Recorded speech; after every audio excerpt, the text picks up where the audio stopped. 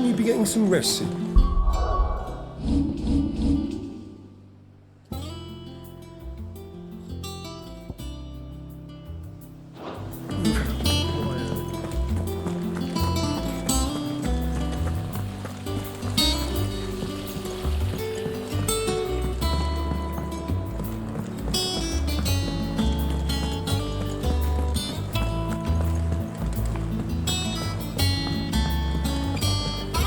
The little uns have been up to their old tricks again.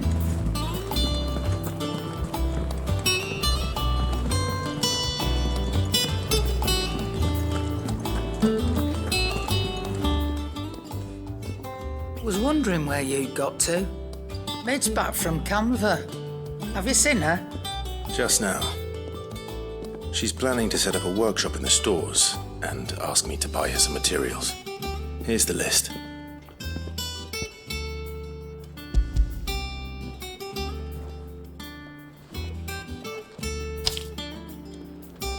Think you can find everything on there?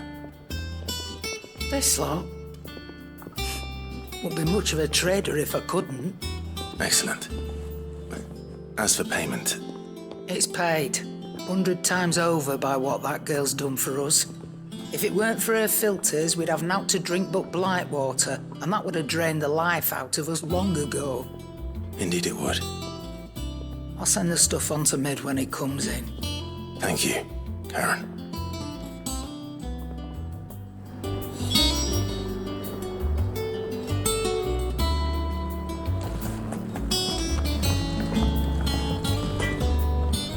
Blackthorn, you busy? What does it look like? I have a commission for you, from Mid. She requires certain tools.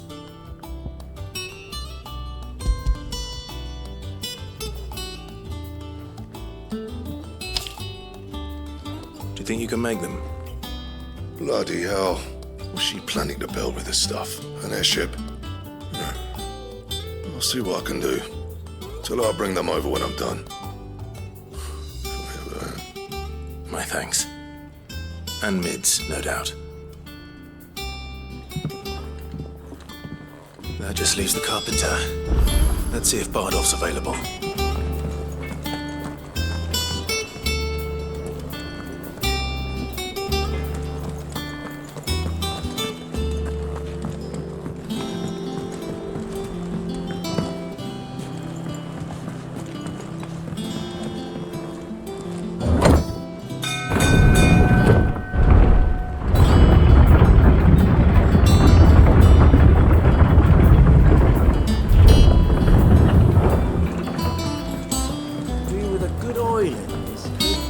Should be enough to... How do, Master Sid? Bardolph.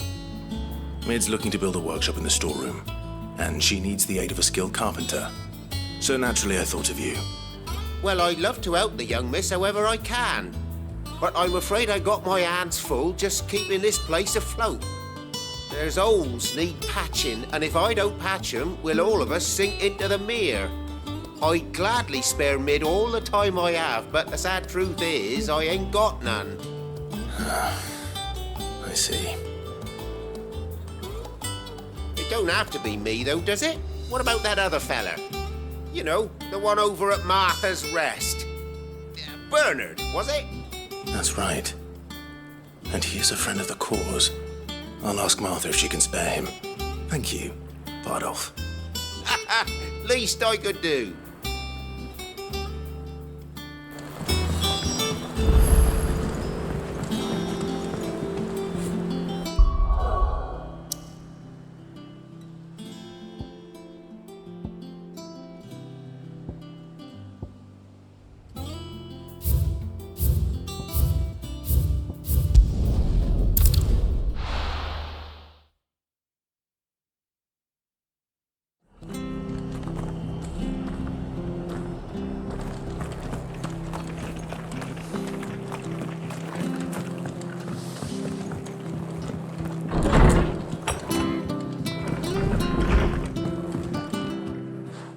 Clive, what brings you to the Rest? Our home finds itself in need of an extra carpenter. I wondered if I might be able to borrow Bernard for a short while. I don't mind if he don't. We're all friends here, aren't we? Thank you, Martha. Do you know where I might find him? He went up to Cressida on business. No idea what, mind. Place is a ruin. Far as I know, he's still there. I'll look for him there then.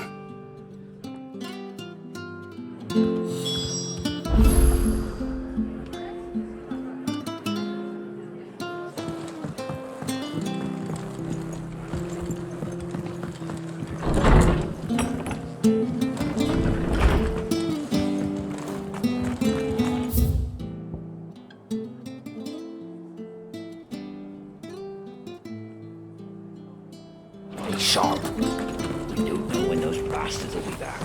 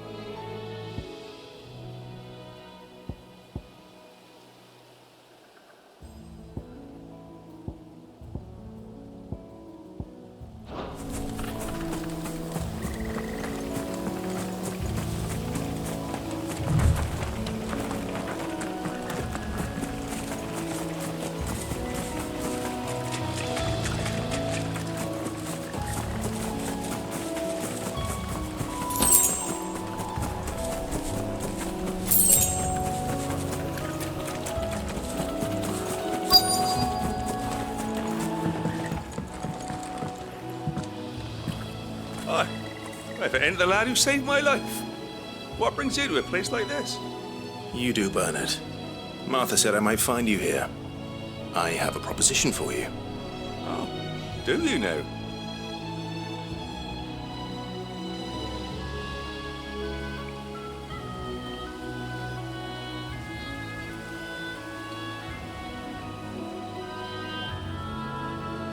Building a workshop, you say?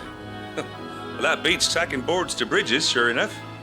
And if Martha didn't mind me being gone a while, then neither do I. You just tell me where you want me. That's the spirit.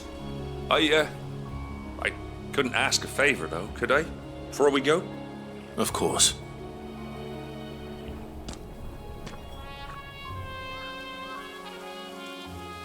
Well, that there is Cressida, where I grew up. Ain't much left of it now, though. Except my parents' graves. But I came up here hoping to visit. I even patched up the bridge to get across. Only to find the place crawling with fiends. But you're a dab hand when it comes to dealing with beasts and bogles, ain't you? Any chance you could, It's the least I can do. Well, thank you kindly. And take care.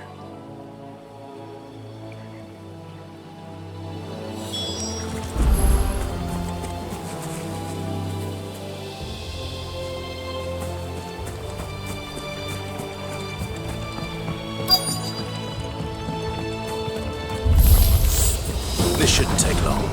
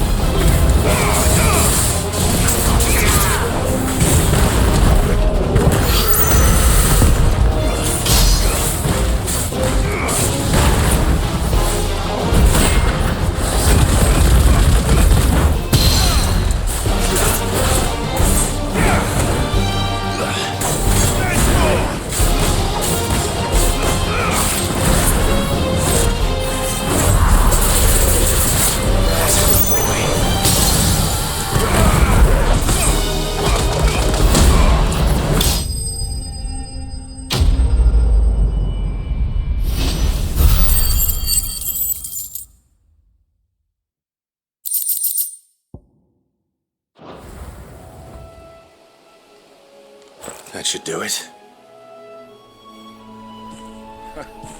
You made short work of that lot. Thank you, son. Now my folks can rest in peace once more. How long is it since the village was abandoned? Oh, people started packing their things after the duchy fell. Between the Blight and the Imperials, you just couldn't make ends meet. Must be nigh on a decade since the last wagon left. Oh, it may as well have been a century, looking at the place. This isn't the Cressida I remember. I'm sorry. Ah, don't be. Can't live in the past, no matter how nice it might have been. Soon as I'm done saying a prayer for those that raised me, it's on to your hideaway. I'll meet you there.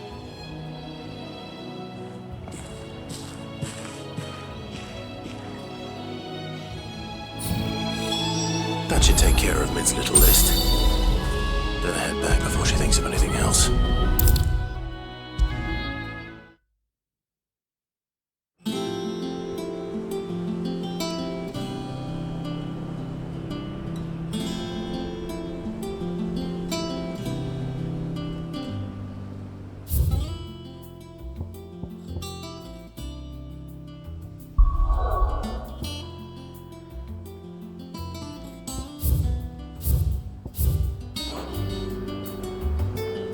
All right, Clive? You've all done then? I am. I've placed your various orders, and a carpenter by the name of Bernard is on his way from Martha's Rest. That's brilliant. Thanks, Clive. Is there anything else you need? Nope. Blackthorn and Lady Karen have already sent over everything I asked for, and I've got all my plans drawn up. So as soon as Bernard gets here, we can get to work. I can't wait.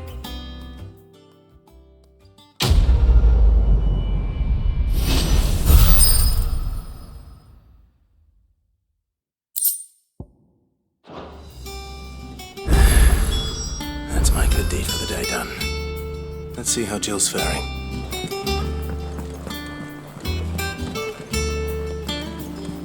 Shouldn't you be getting some rest?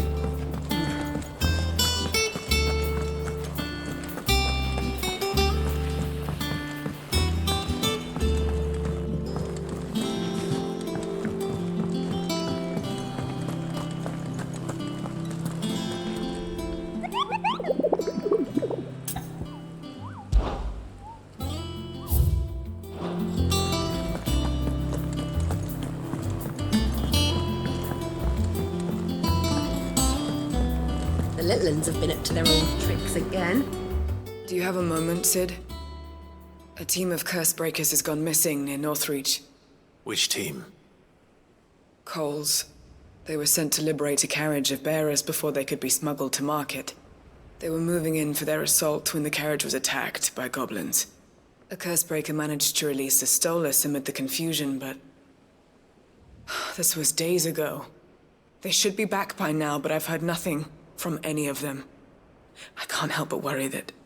They know the work is dangerous, but I'm sure they're fine. But what if I've got them all killed? Before they go out, I always remind them why we're doing this, what they escaped, and what we're freeing people from. But I never really thought how my words might affect them. What risks they might take because of the things I've said. I'll go and find them. We'll both rest easier knowing they're safe. Thank you, Sid. And I'm sorry to trouble you with this. The plan was to intercept the slaver somewhere in the Dragon's Eyrie. I can't tell you much more than that, I'm afraid. That should be enough to go on. If they were there, Torgal will track them down.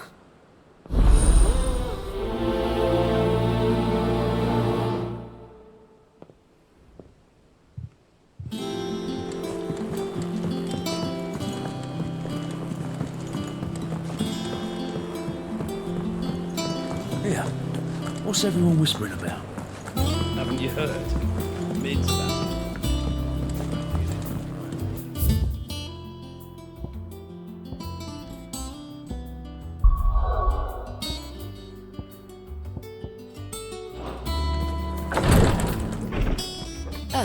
Clive. Talia, how's Jill? Recovering, but she still needs her rest. Of course. Take good care of her, won't you? I'll do my best. Oh, Gav was looking for you. He said he had something to show you in the shelves. The shelves. Ah, that's right. He went to ask Hippocrates about Torgor. He must have found something.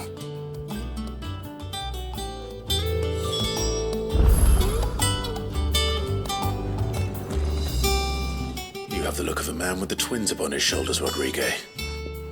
Talia has tasked me with removing a Cursebreaker's brand. But it's my first time and I don't think I can do it. I'm afraid of what happens if I fail. You survived, I know, but there are as many die as recover. Is it really worth the risk? You don't need me to answer that. You know full well what we're fighting for.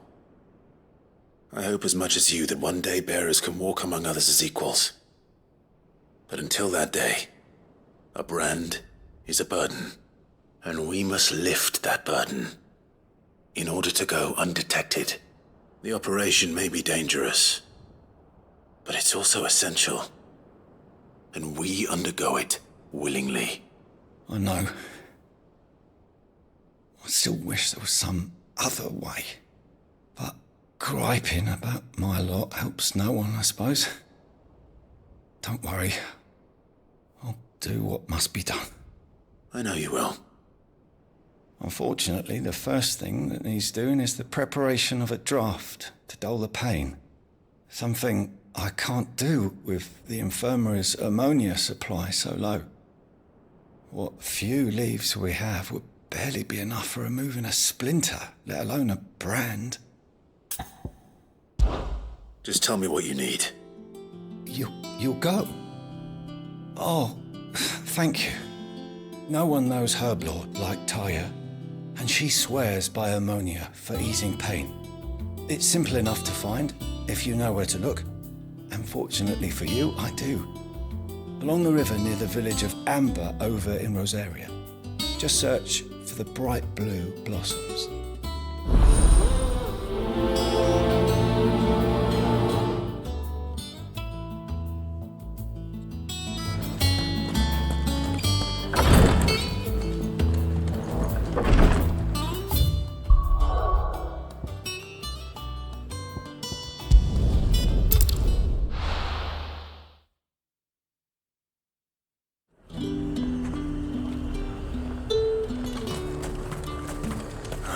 Slavers don't even bother with Northreach now that all the hype fled south.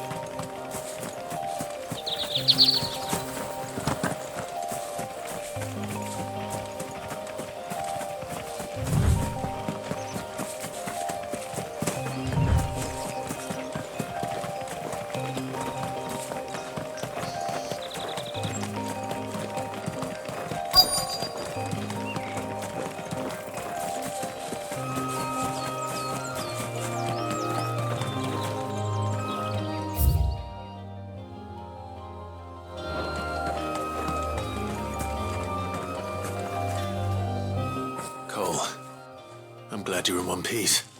Just about. Sid, if you don't mind me asking, what are you doing here? Doris sent me to find you. She hasn't heard anything since the attack. She's been worried about you. I sent a runner to the Dame in Northreach. The hideaway should have learned of our survival yesterday. Well, I'm here now. And it looks like you freed the bearers. Only some. The rest locked themselves in the slavers' carriage rather than fleeing when they had the chance. I want to help them, Sid. But we're barely in any state to protect those few we did save. You made the right decision. Now where's the carriage? The goblins may still be out there. You have duties to attend to here. See to the injured. I'll handle the rest. All right. Just follow the path to the south. You'll come across the carriage soon enough. And please, hurry. If the beastmen get to those bearers, the poor souls will be eaten alive. I won't let that happen. Thank you. And Sid, it's good to see you. Don't thank me just yet.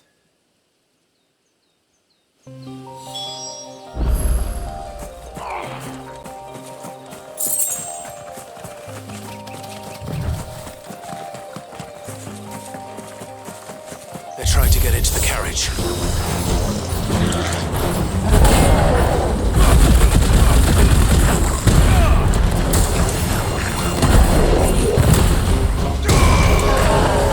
Nice try.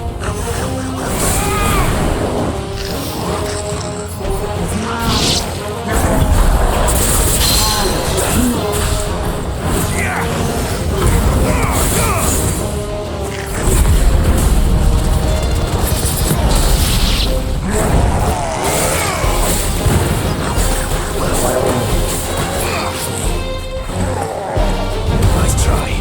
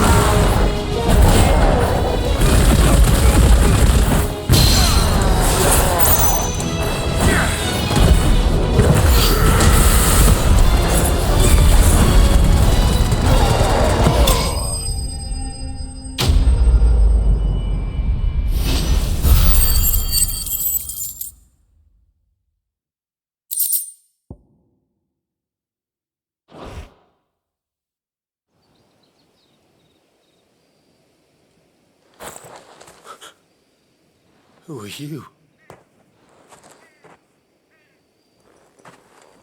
A friend. Are there any more survivors?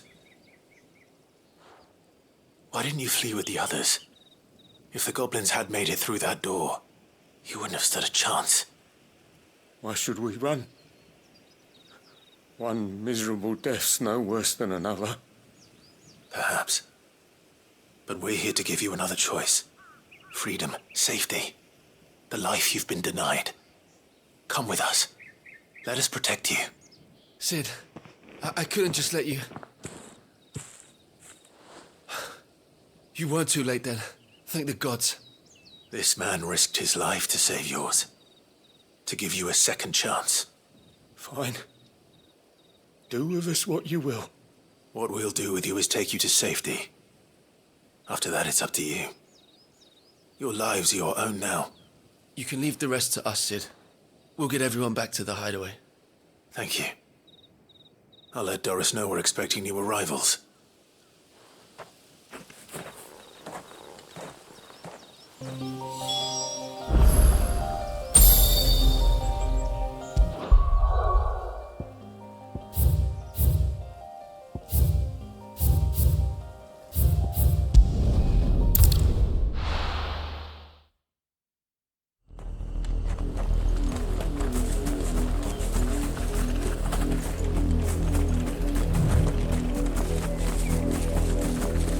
Was easy enough to find.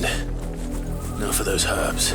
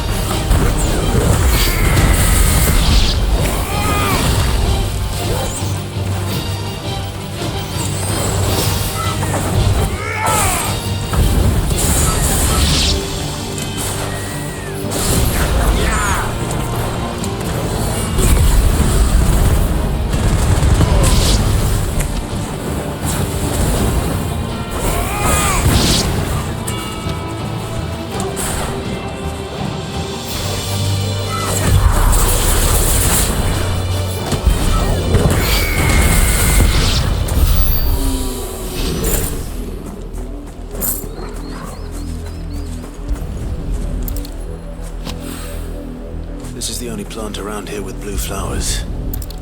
I hope it's the right one.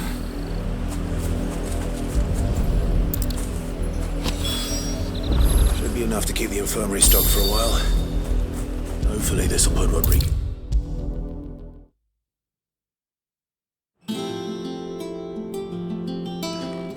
I hope you didn't have too much trouble finding the ammonia.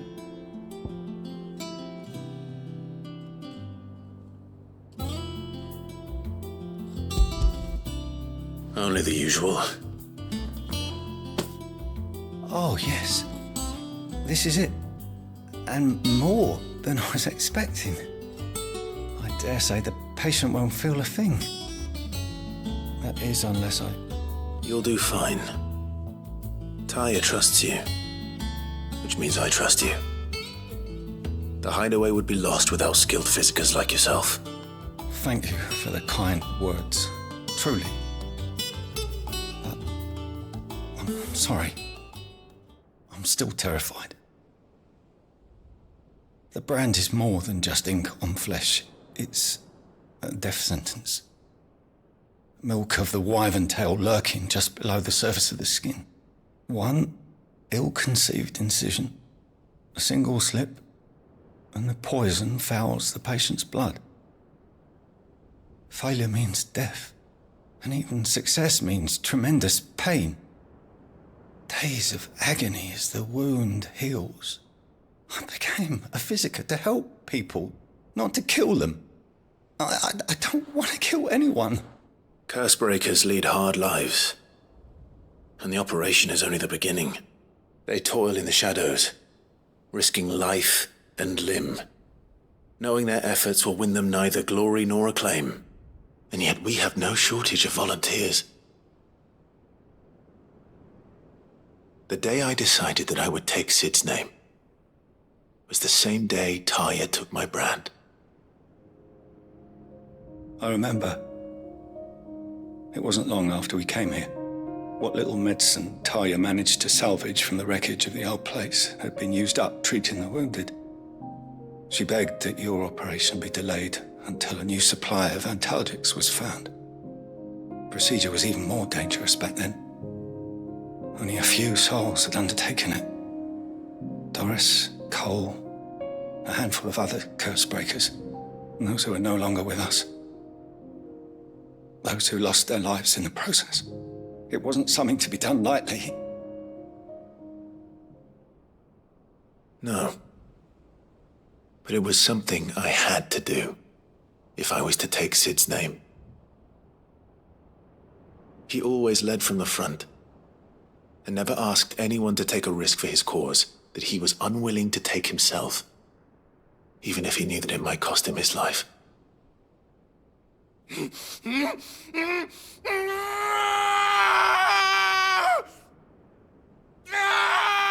Hold still, Clive! Hold still!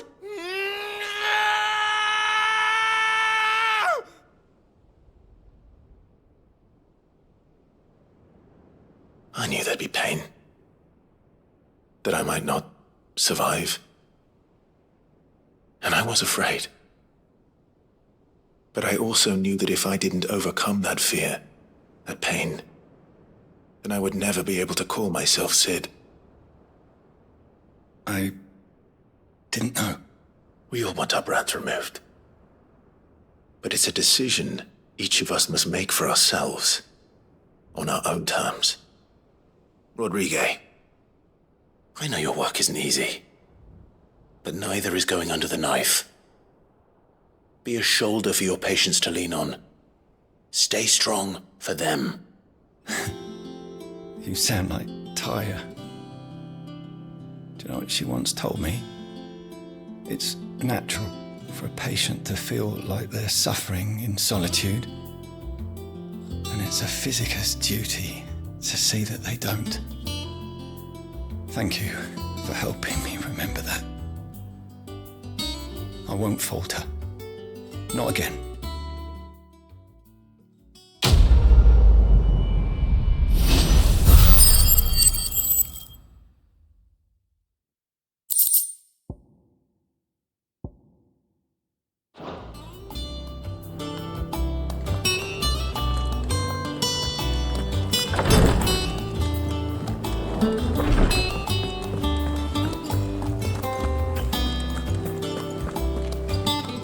Sid, welcome back. A Stolas from the Dame arrived not long after you left. If I'd just waited a little longer, I might have been able to deal with things myself. Or maybe I wouldn't. I keep making the wrong decisions. Cole and the others got home safely. You made exactly the right decision. No, I was lucky. I've been tracking that slaver for months, and then I sent Cole and you after them woefully unprepared. What kind of leader sends people into danger without considering all the risks? I should have urged greater caution, told Cole to be wary, to pull back at the first sign of trouble. We swore the same oath as you, Doris. It's good to see you safe and well, Cole. I'm sorry. With all due respect, we Cursebreakers don't risk our lives because you commanded of us. We risk them because we believe in our cause. No one with doubts ever joins our ranks. The agony of removing the brand more than sees to that. We all know how much bravery that takes. Cole, I never doubted your courage.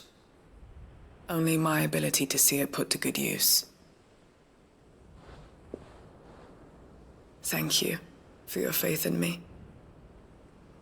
I'm not sure I deserve it. I sometimes wonder if I might prefer to risk death alongside the others than ask it of them. But I'm a Cursebreaker. I swore an oath too. I have a role to play, and I must trust that I'm the right one to play it. You will.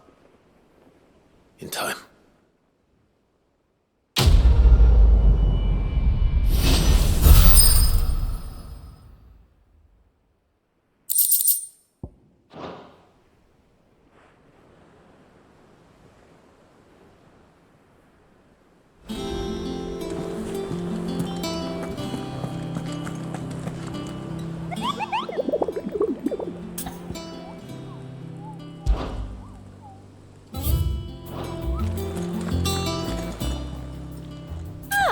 I wasn't expecting you back so. You earned this.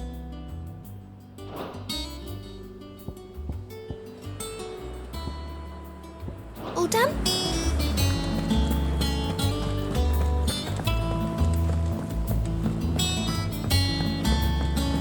The little ones have been up to their old tricks again. Jill looked white as a sheet when we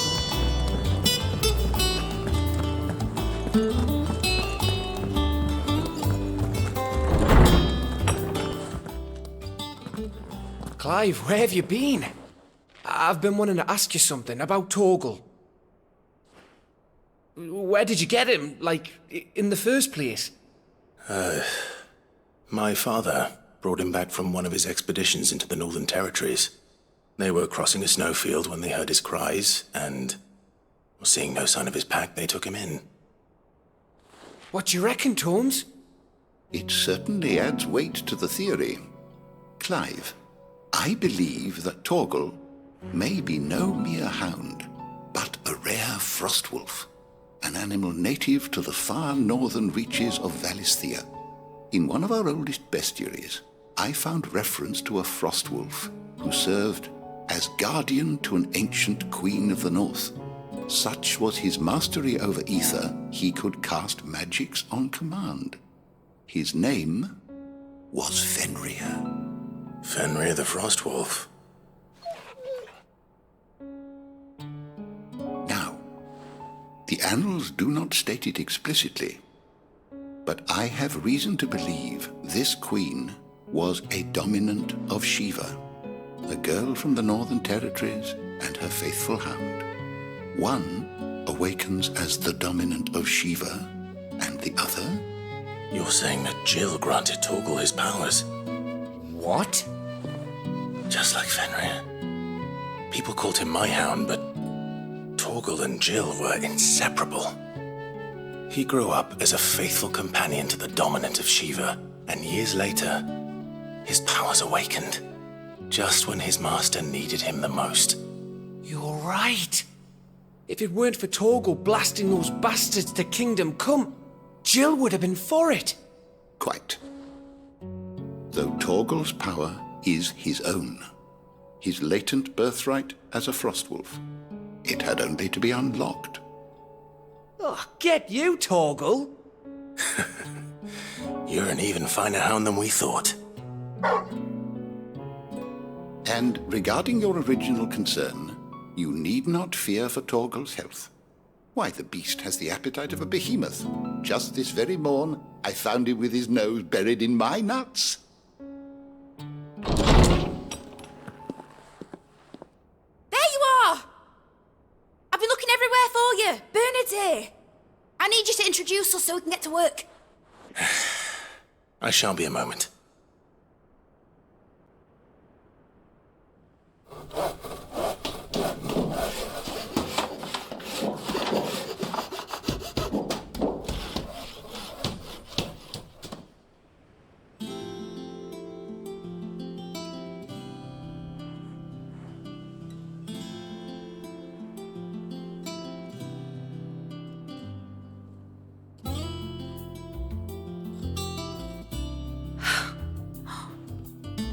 Brilliant.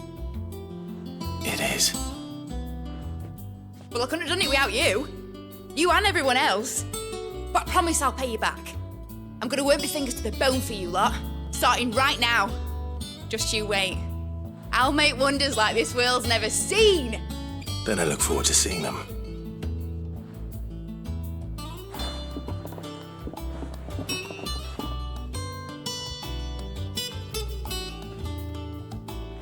Now that that's settled, I wonder if Vivian's made any progress tracking down Kupka. Thanks for letting me do this, Clive. I'll pay you back, I promise.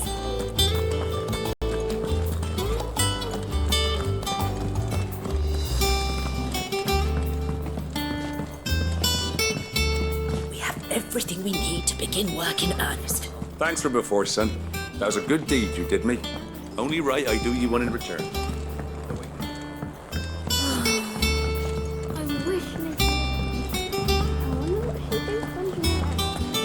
I think I'll wait till Mid's away to take a tour of her dungeon.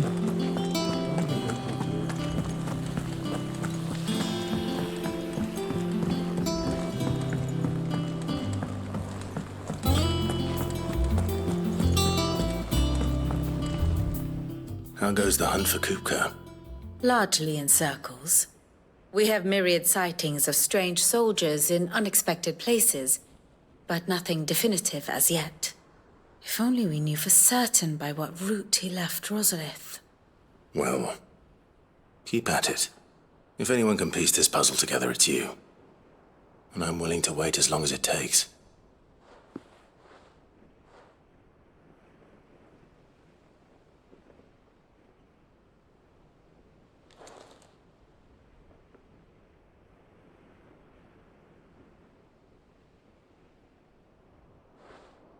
What? Here? Would that be a problem? Do you know, Clive, I believe it a mercy that you didn't inherit your father's throne. Your poor people would surely live in fear of you. You have nothing to worry about on that front. I won't be claiming his crown. That is a relief. Clive, have you got a minute? We, have a guest. A guest?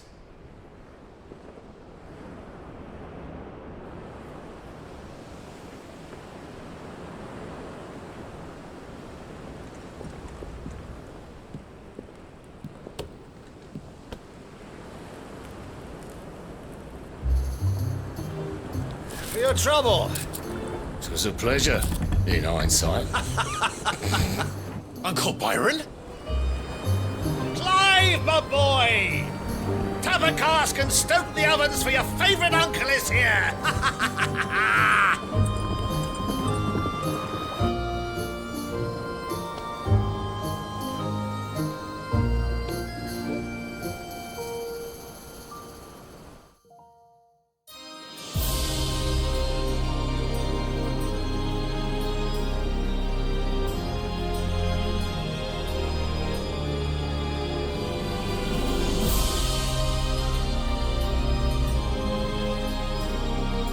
Dalmekian government sues for peace.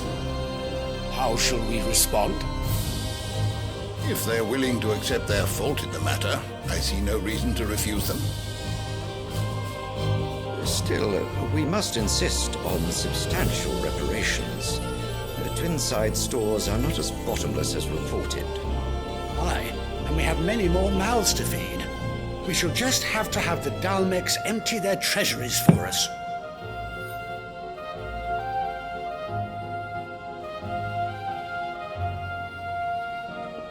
Of course, none of this would have been possible without your timely intervention, Prince Olivier. Indeed, I doubt any of us would have had the courage to trade words with the mighty Titan, nor less the wit to win him over. The Empire owes you a great debt. May the blessing of the crystals go with you, Your Highness. May the blessing of the crystals go with you. Very good.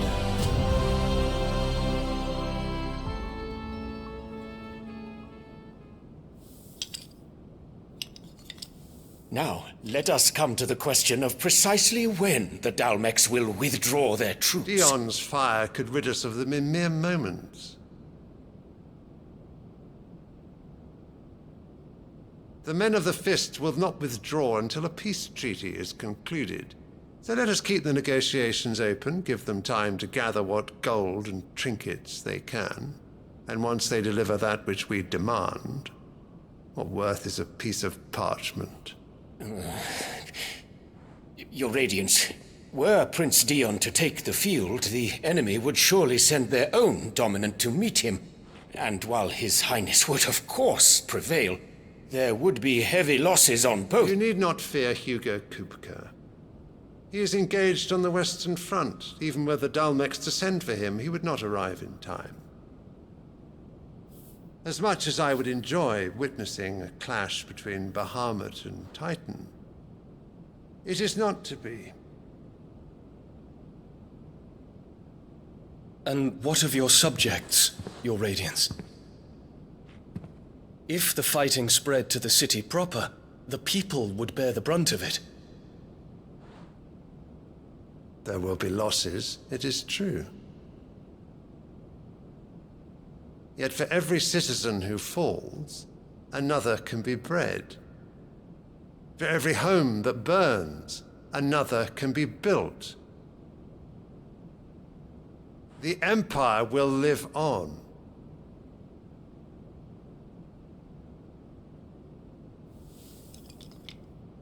Dion? Yes, sire.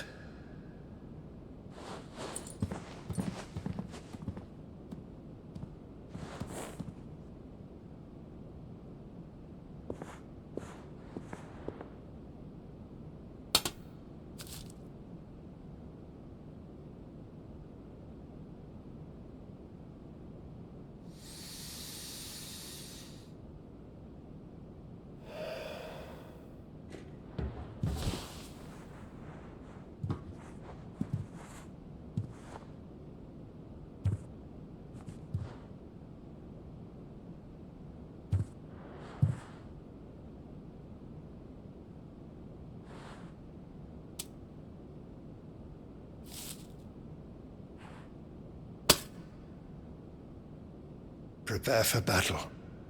But sire... Do not make me repeat myself. Return to your camp and await my orders.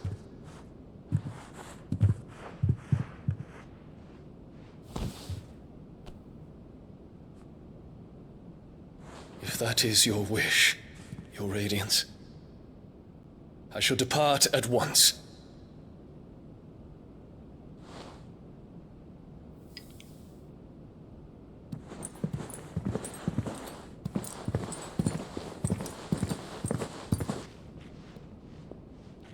May Gregor forgive you.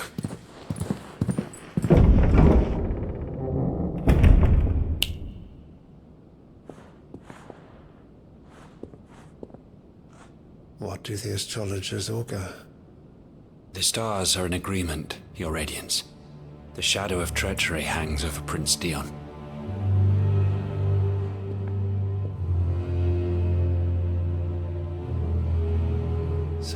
Bella's tales were true. You disappoint me, Dion.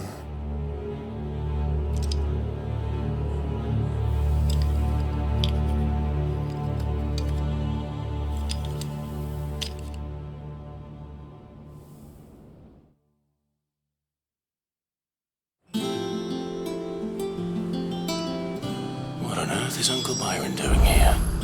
Only one way to find out.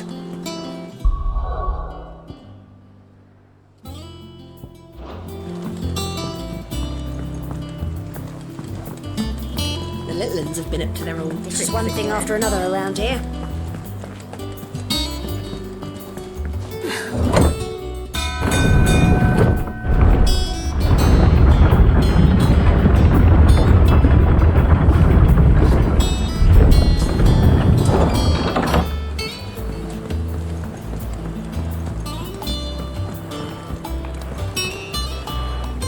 Ah, my dear nephew, how I've missed you. How did you find this place, Uncle? Through the good offices of young Sir Wade. He really is the most helpful fellow. As are you, I hear. The Guardians and those they freed tell the most outlandish tales of your heroics in Rosalith. Which is why I came, to learn the full truth of the matter. Sort the fact from the fiction, so to speak. You were working with the Guardians of the Flame to evacuate the people of Rosalith to Port Isolde. I was, aye. Then I have questions for you.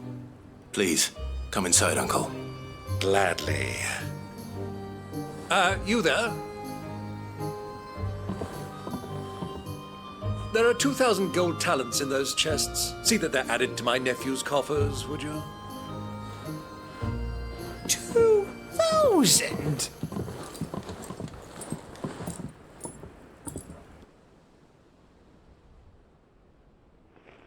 And I'm afraid that is all I know. A fleet sailing south past Port Isolde. Most intriguing. Forgive me for not being able to tell you more. I hadn't the faintest idea Kupka withdrew wounded from Rosalith. Still less that my own nephew dealt the decisive blow. What do you think, Vivian?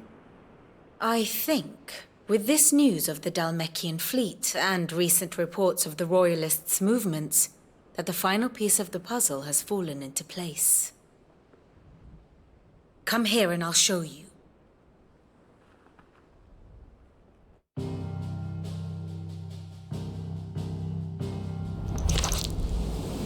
It is known that Kupka's forces entered Rosaria via its unguarded coast. So can the same be said of your visitors from Waloed? Certainly her royal navy is famed for the efficiency with which it bears her knights from one battlefield to the next. And in the Einherjar, or Black Galleon, she boasts a vessel nigh as swift and every bit as feared as the kingdom's legendary cavalry.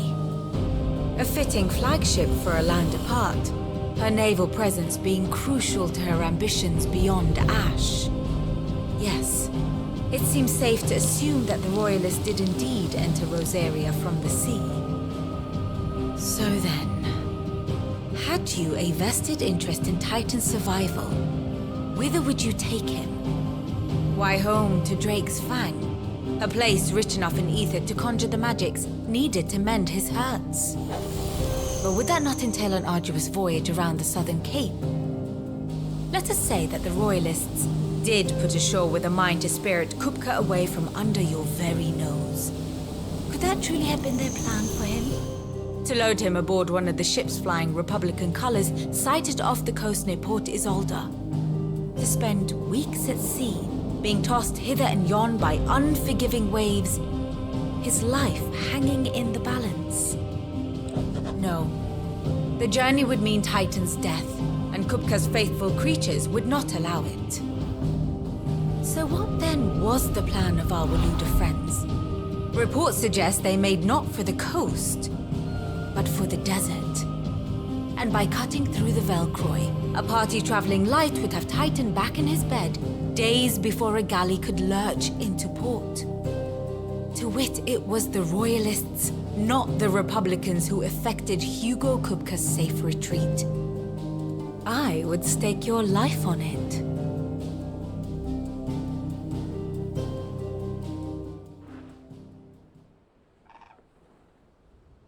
So it was the Waluders who spirited the wretch away. Now I think about it, there was something a little strange about the ships I saw. The men seemed almost crestfallen, as if in mourning, as if they believed, or were made to believe, that their master was dead. You have a keen mind, Lord Rosfield. And you have your answer. To find Kupka, you have merely to follow the Royalist trail across the Velcroy. It may well have gone cold by now, but as they say in the Republic, all roads lead to Drake's Fang. Allow me to accompany you part of the way. As luck would have it, I had intended to journey Canberward on business after visiting you here. The Fang would be but a short detour. I'd be glad of the company. Give me a moment to make ready. I need to tell my friends what we've learned, and where we're going. Very well, but be quick about it, my boy. Time waits for no man.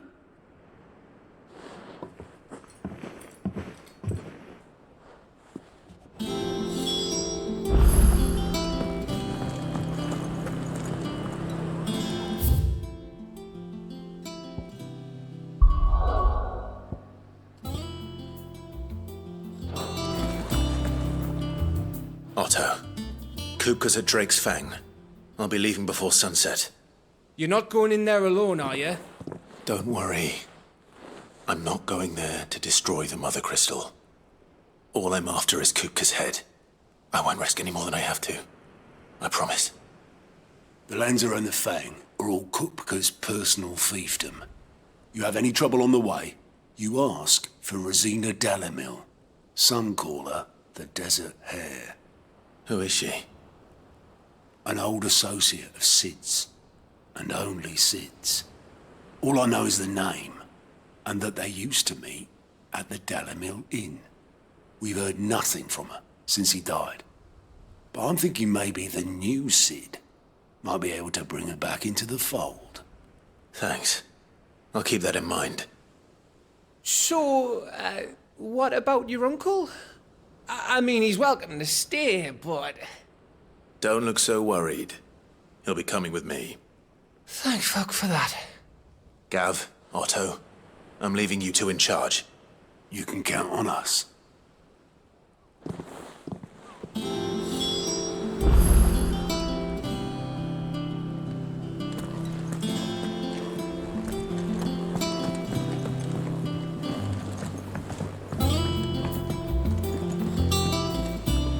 All right, Uncle. I'm ready to depart. Shall we? We shall. Come, let us away to adventure.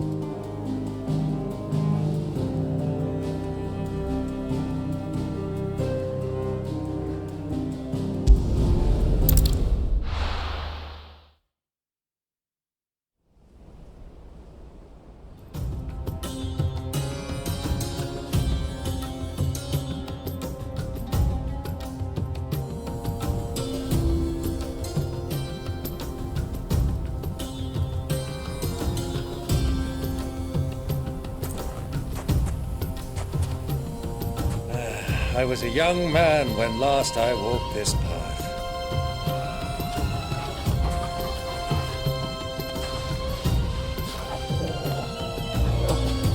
There's an old trading post not far from here. The road to Drake's Fang leads through it. The trading post it is.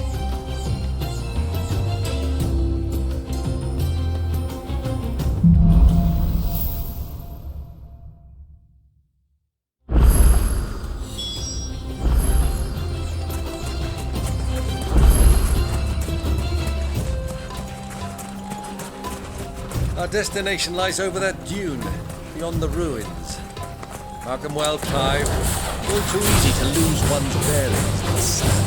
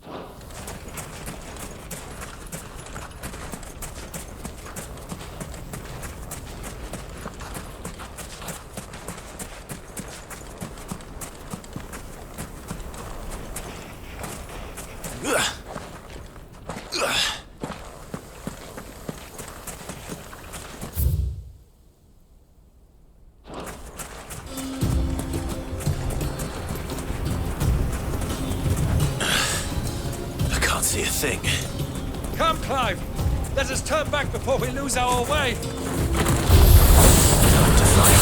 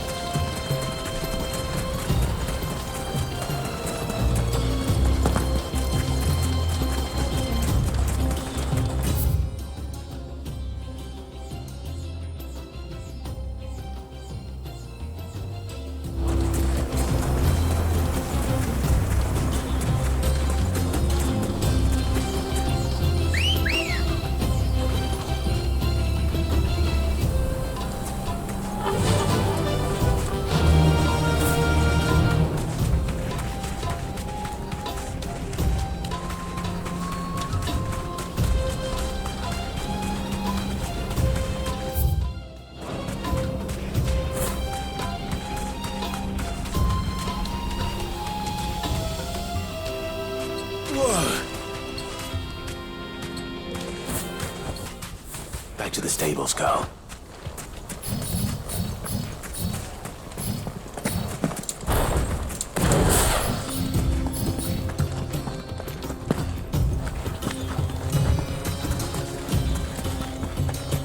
Many years ago, when you were just a boy, you and I rode this way together, accompanying your father on a scouting expedition to the Great Flag.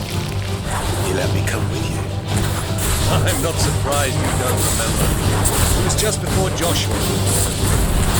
You were so eager to be there when your mother arrived that you whipped your chocobo too hard on the journey home and fell from the saddle. I shall never forget how Elwyn must have sat inside, falling.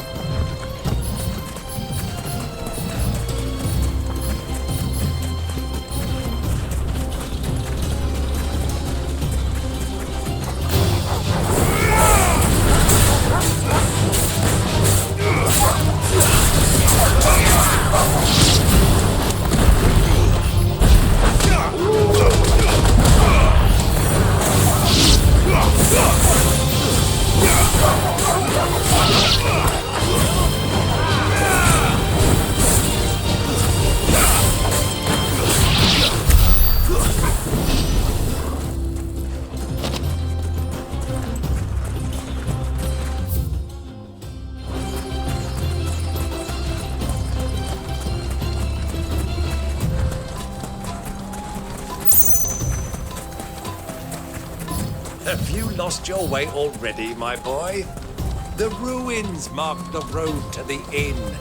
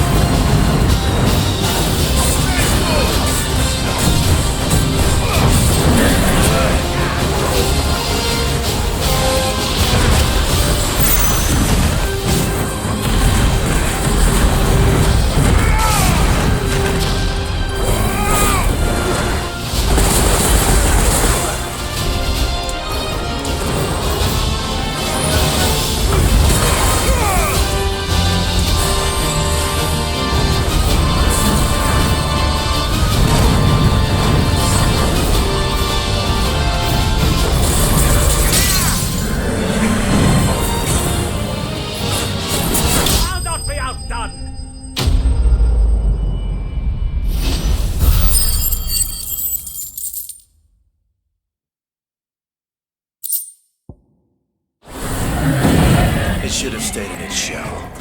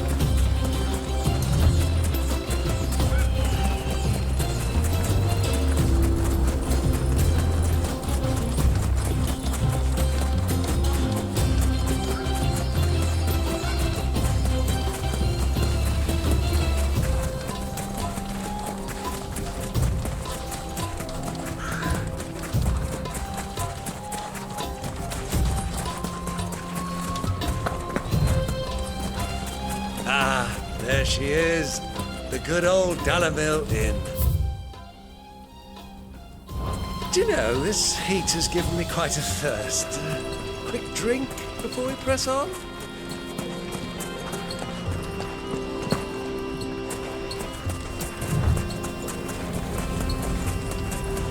Quietly now.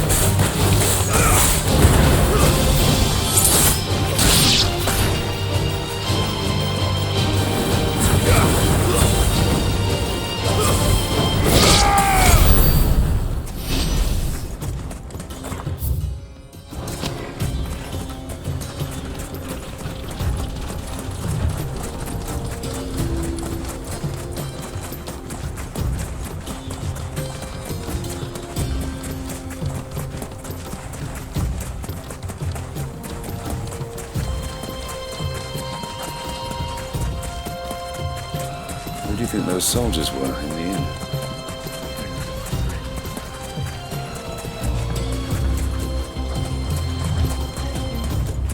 So, Lord Cook has finally made his move.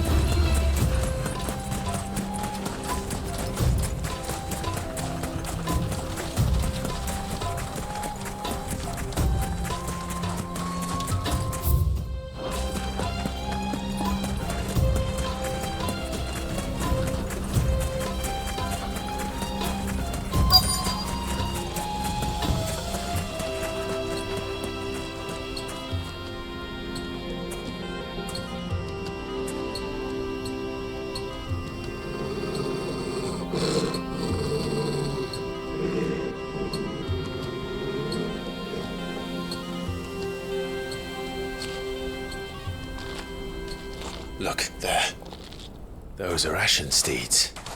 No doubt about it. And such a long ride from Stone here. Our Waluda friends must be soothing their saddle sores in the inn. Shall we join them?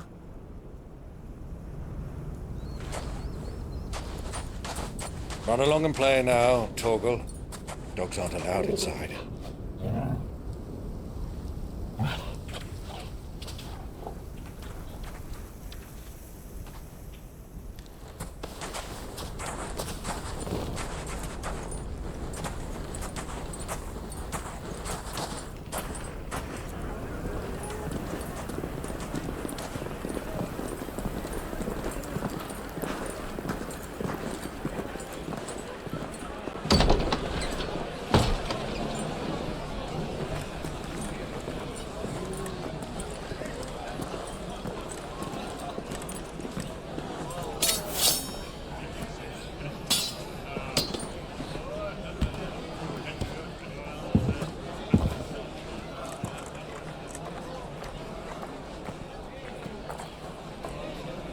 Good day to you. Eating?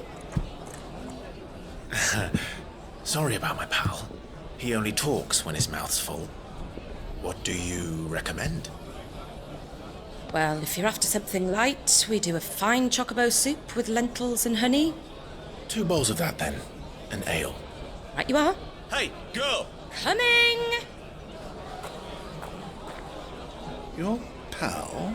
Would you rather be my squire?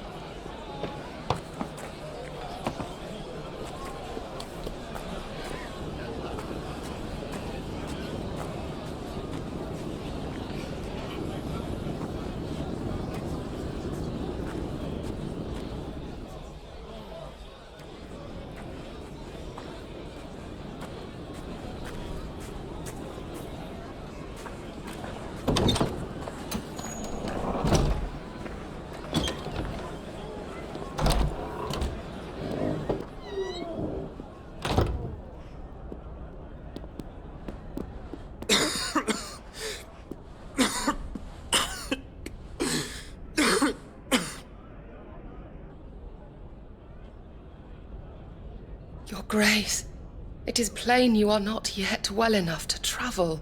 If you would only let me take you to someone who can better attend to your ills.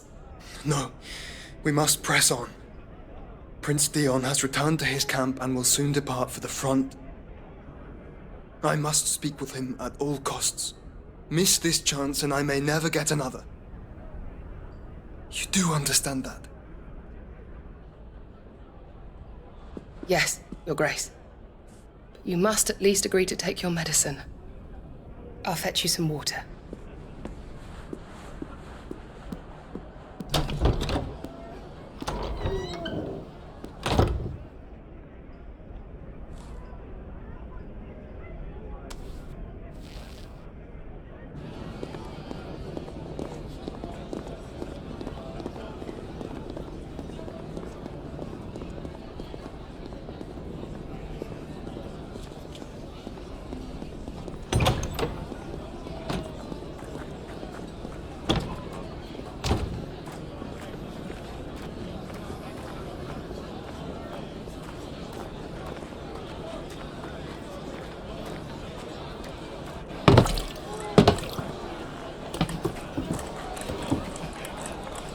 Keep watch, they tell us. But all I see is sand. I hear they got our guest back to the Fang without any trouble. We'll be leaving soon enough. Why the Lord Commander dragged us all this way just to save that blockhead skin, I'll never know. Dominant or not, he's a bloody idiot. That'll be Cooker, then. Well, let's get this down us. We've a long way to go. Hey, you!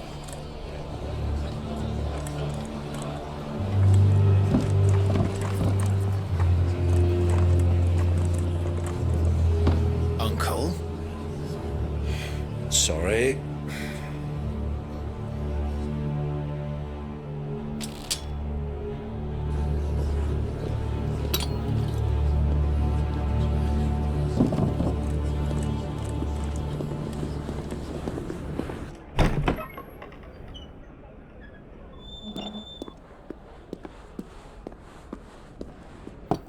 Can you walk, Your Grace?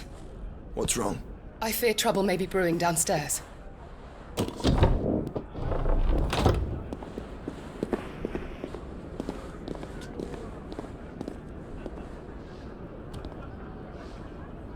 You two are travelers, are you not? Me and my companions are strangers here. Perhaps you'd be good enough to accompany us a while.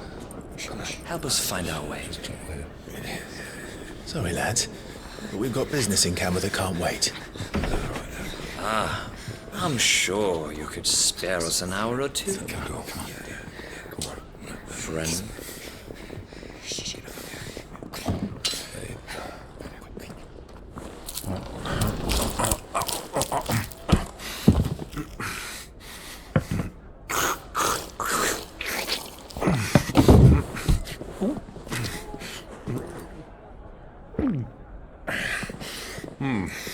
I'm afraid we don't have a moment to lose.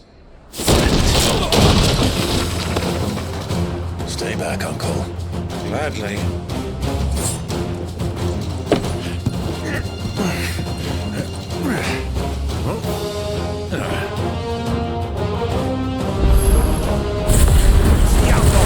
Take him! Try it.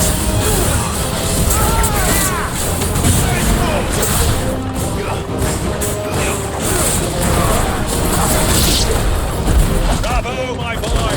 Just like that!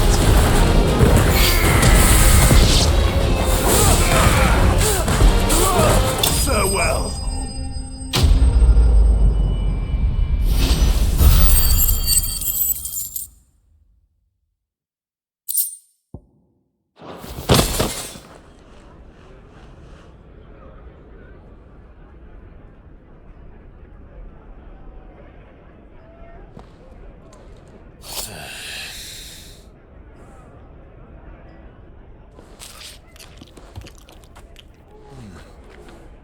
For your trouble.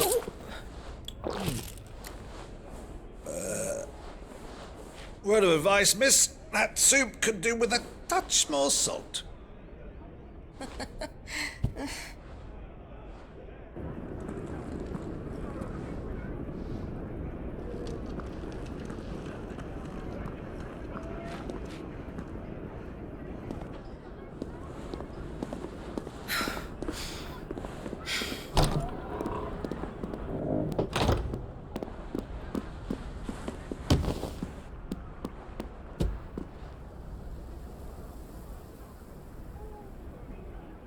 Now's our chance.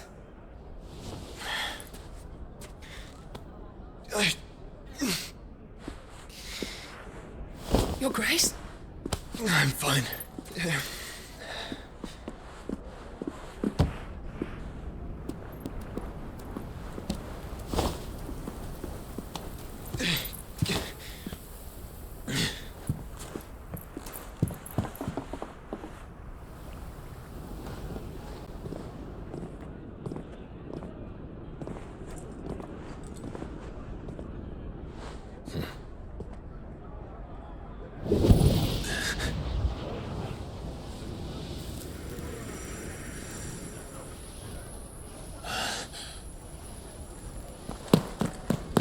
Clive?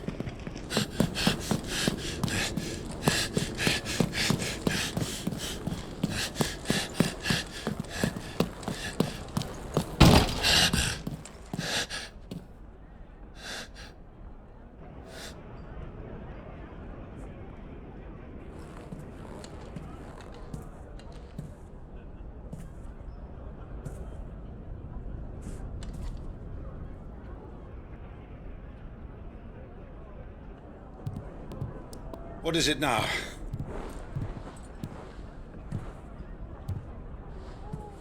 It's nothing. Let's go.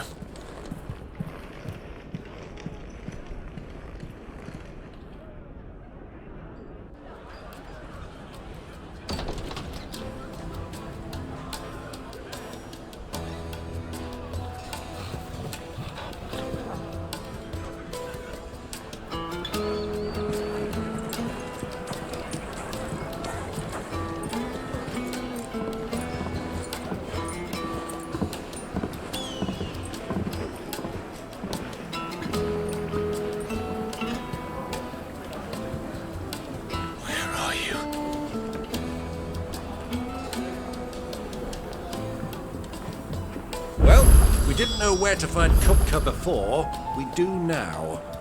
The Royalists said it themselves. Their guest is in the Fang. We should press on before any more of their friends turn up. Made from the stoutest stoneware!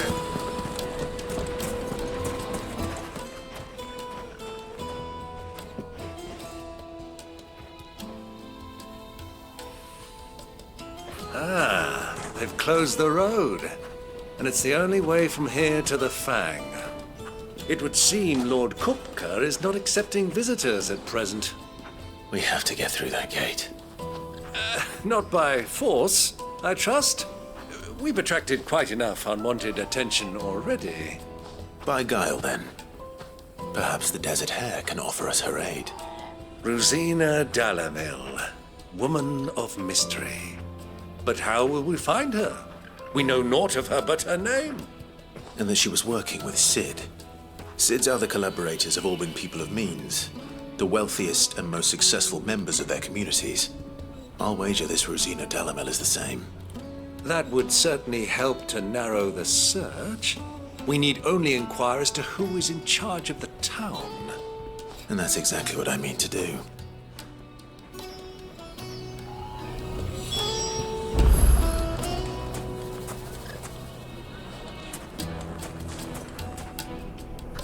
Looks like we won't be getting back to Drake's Fang anytime soon. Well, it's not like we've got a reason to. Whatever this emergency is, they've shut down the whole mine for it.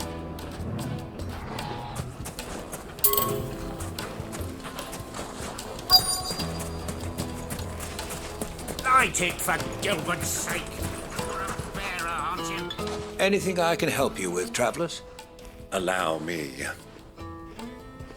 My good man, we represent one of the oldest and greatest trading houses of Port Isolde.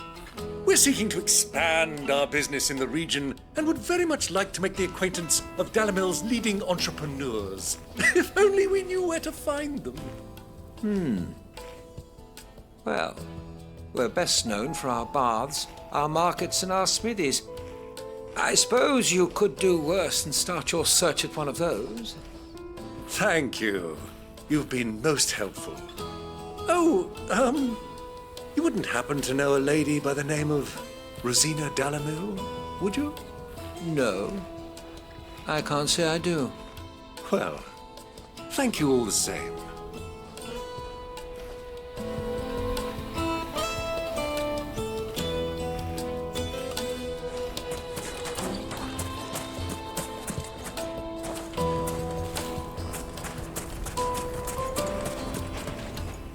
What do you want? Can't you see I'm busy? I won't keep you long. I'm looking for someone. A woman by the name of Rosina Dalamil. Do you know her? Never heard of her. Is that all? One more question. If I wanted to find the richest trader in town, where would you recommend that I look? Oh, that's easy. The Briar's Kiss. Won't find a finer smithy this side of the strait. The owner's only a young sprig, but he's got all the right ideas. The Briar's Kiss, you say? Thank you. I doubt this young sprig is the person we're looking for. You said Sid's contact was likely to be an influential sort. Influence comes with age and experience. Believe you me.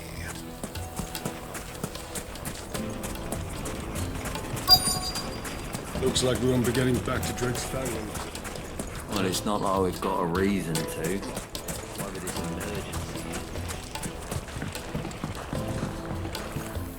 Can I help you?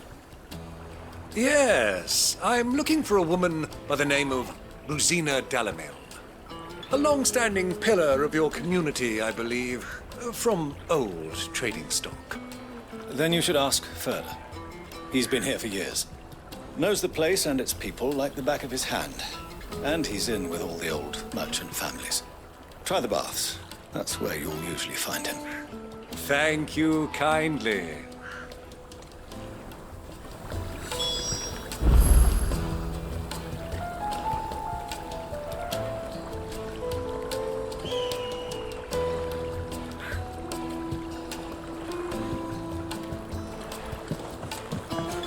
Well, it sounds like we have our man. Perhaps. Let's go and find out exactly what this Furder knows. Hanging lanterns, keep the doctors from your door. Excuse me. Are you Furder? I am. Can I help you, travelers? I hope so. You've lived here for some time, is that correct? Do you know Rosina Dalamil? We believe she may be a trader of some renown. And what business do you have with the desert hare? She was a close friend of mine. I was hoping she might be able to help me. Very well. Go to the bordello. I'll arrange an introduction.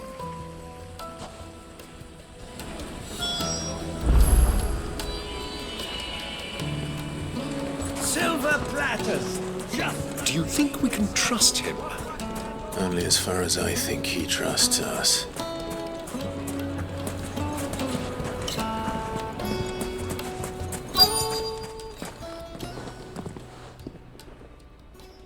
So you're the ones who've been sniffing around? I beg your pardon? Don't play the fool. Stick your nose in our business and you're likely to lose it.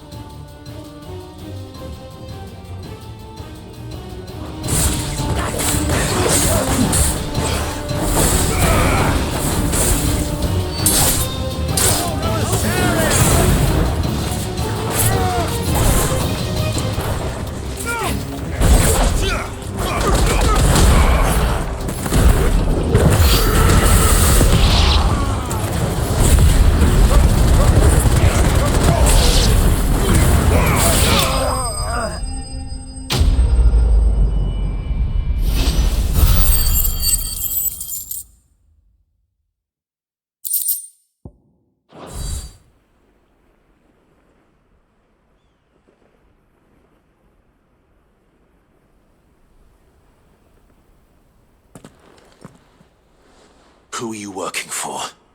Him or her? Him. The boss. He wanted us to test you. Though one could hardly call that a test. Lord Furder? Look what the cat dragged in. Your skill with the blade is rare indeed, my lord. A fitting talent for an outlaw. You know who I am. So what now? Call in the men of the Rock and collect the bounty? That isn't my decision to make. Our work is done.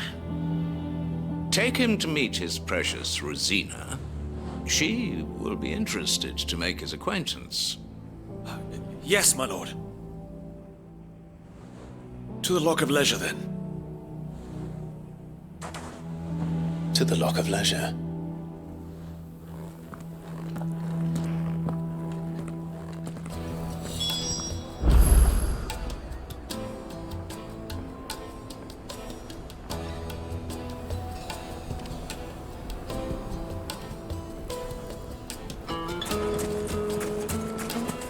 Plates and pots! Bowls and basins!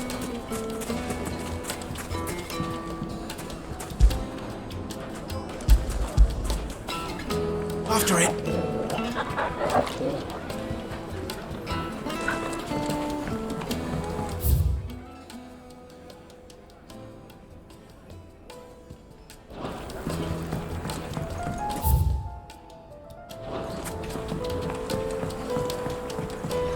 Kneaded to a silken softness. Like eating a cloud with a crust. The most fragrant herbs and My carpets!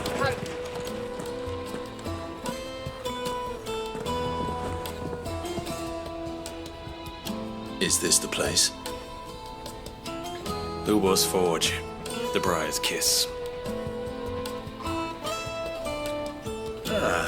So it was the young sprig after all. So much for Rosina Delamil being a woman of experience. How wrong I was. It was an easy mistake to make, Uncle. After all, it must have been years since Sid last saw her. Sorry, him. Whoever this Lubor truly is, he's clearly a man of means. I'd say he deserves our respect. See that he gets it.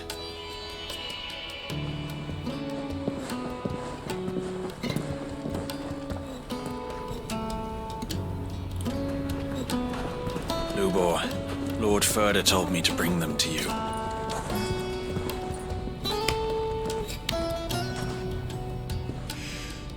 My boys tell me you're in need of assistance.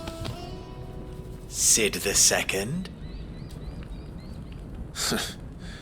I won't waste your time. I need passage through the south gate.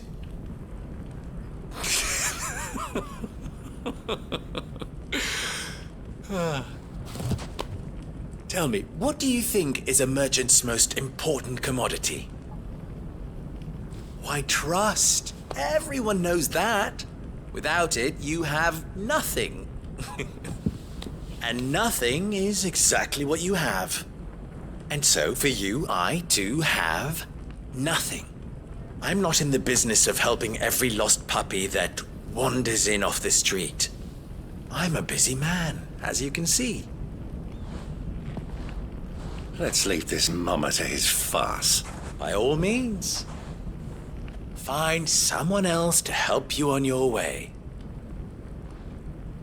Just be sure to tell them you're not the two travelers from the inn the guards are looking for.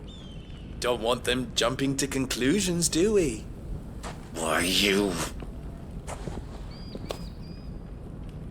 So, what do we need to do to earn your trust?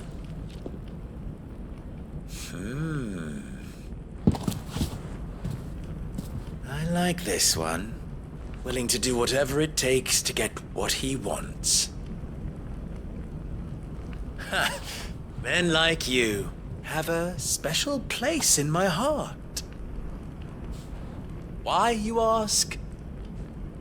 Because they get me what I want. Always. Fine. So what do you want? Don't tell me you're going to listen to this swaggering scruff! We might as well hear him out. It's only natural that an ally of Sid's would seek assurances of strangers. Assuming he is an ally, of course. 5 years ago, he would have still been a boy. And yet even then I had more good sense than a man, 5 times my age? But enough of the pleasantries. We were speaking of what I want. I want you to put an end to the trouble in Dalamil. Return to me when you have done so, and you shall have my aid. Until then, I bid you good day. What trouble? If you're going to give us orders, be clear about them, damn you! Manners, Greybeard. One catches more damselflies with honey than with vinegar. What did you call me? My apologies. A word of advice in recompense. Follow the crystals. Oh, but that was 3. Oh, I'm making this too easy for you. Ha! It will be easy. Solving his little riddle should be like dealing with him. Child's play. Let us divide our forces, Clive. I'd rather not drag this parlor game on any longer than we need to. All right. Good luck, Uncle.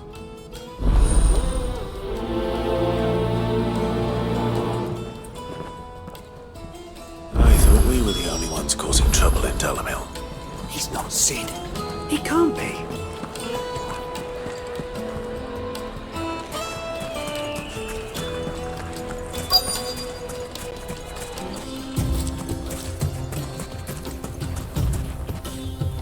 Excuse me.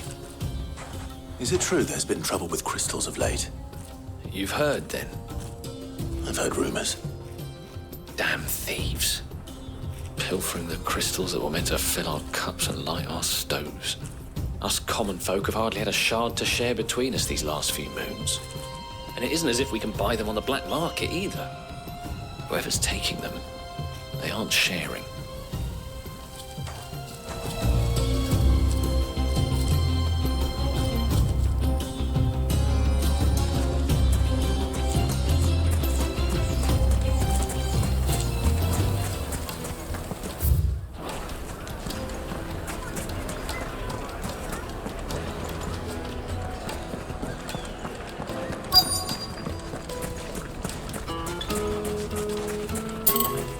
Clumsy lout.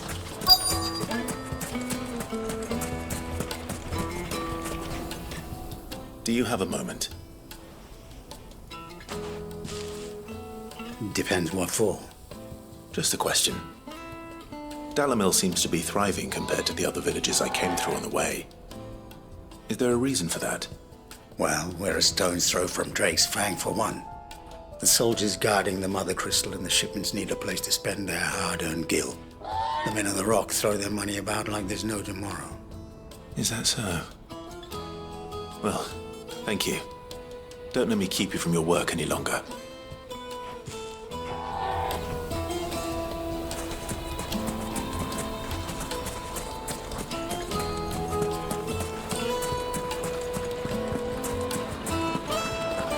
A deposit.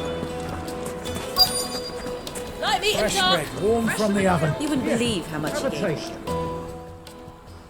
What can I do for you, soldier? Need that sword polishing? I'm not a soldier. Ugh, then be off with you. I serve the men of the Rock and the men of the Rock only.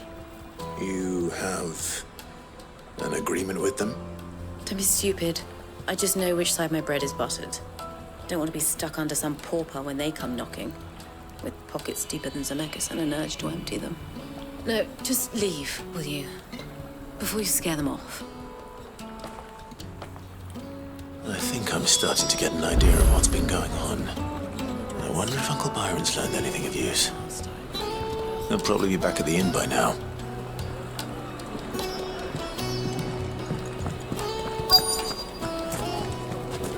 My carpets have bright. What was all that crashing and banging Why is the about tavern before? shut? Town has picked a fight with the guard, I heard. Got cracked skulls. Let me treat you. I'm pretty good.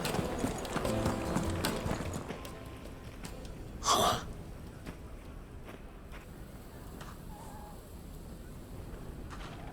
Will this suffice as a deposit? By the sands. That's a black pearl. One of the many treasures in my collection that I would be only too happy to part with, should you give me reason to do so. All right. I'm sure that we can come to an agreement, but not here. What are you doing, Uncle?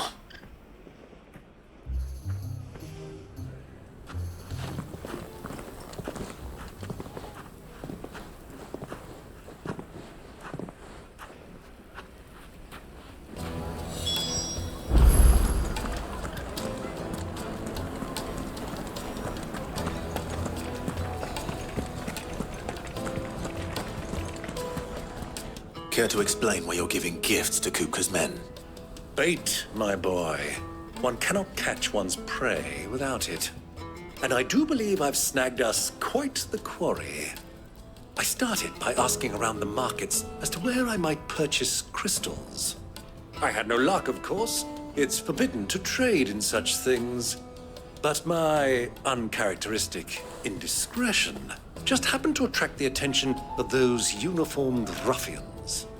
They took me aside and said they could procure the crystal I sought if I proved I could pay for it. So the pearl was your proof?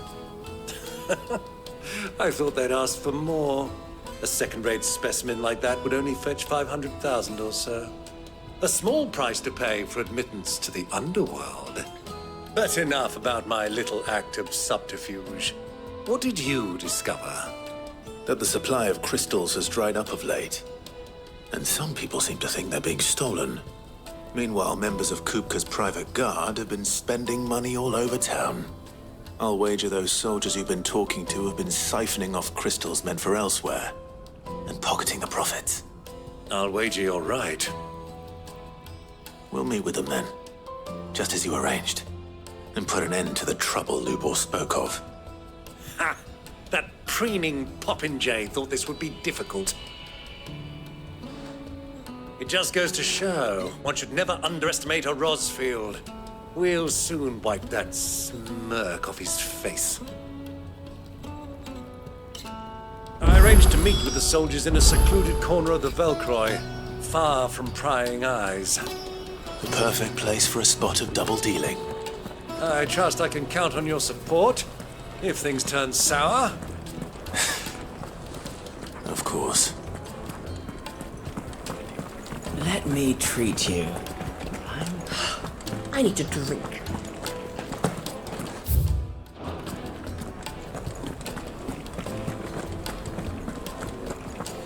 Fucking men of the wrong. Anytime they pull their snouts out of Kupka's trough is when they want to lord it over.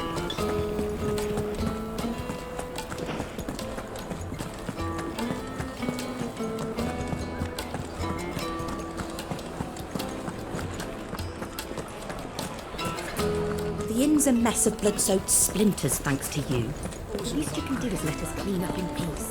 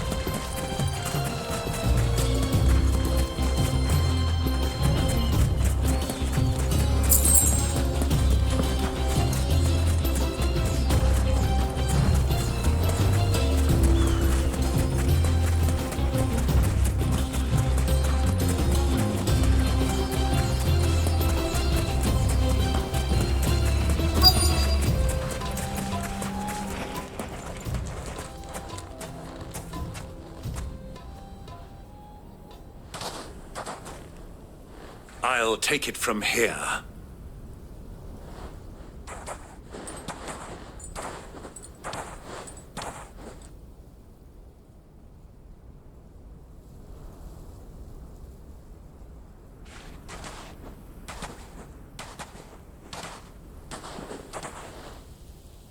I was beginning to think you weren't coming, my lord. You've brought your contribution? All the silver and stones I could scrape together at such short notice? You brought the whole 500 talents. That was the price we agreed upon, yes? If you've no objections, I'd like to see the crystal. Of course. Right this way, my lord.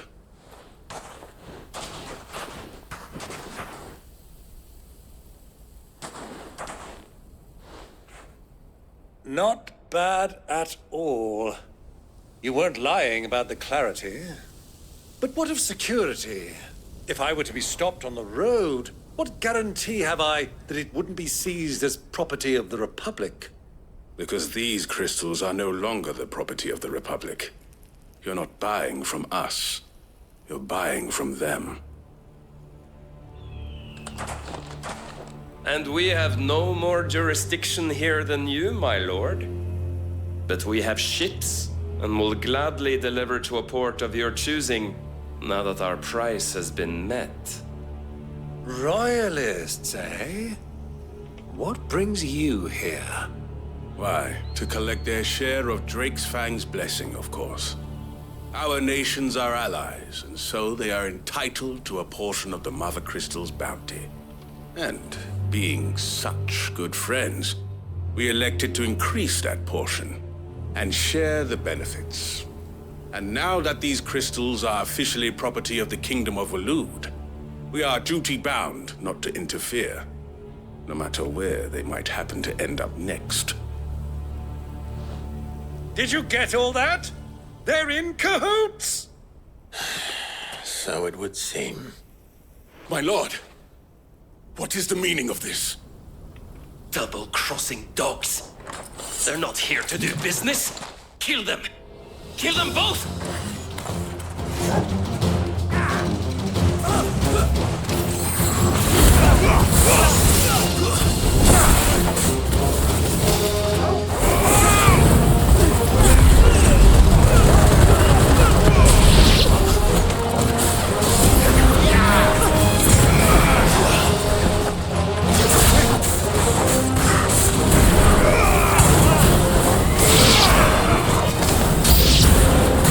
It's not over yet, Uncle! I'm just getting warmed up!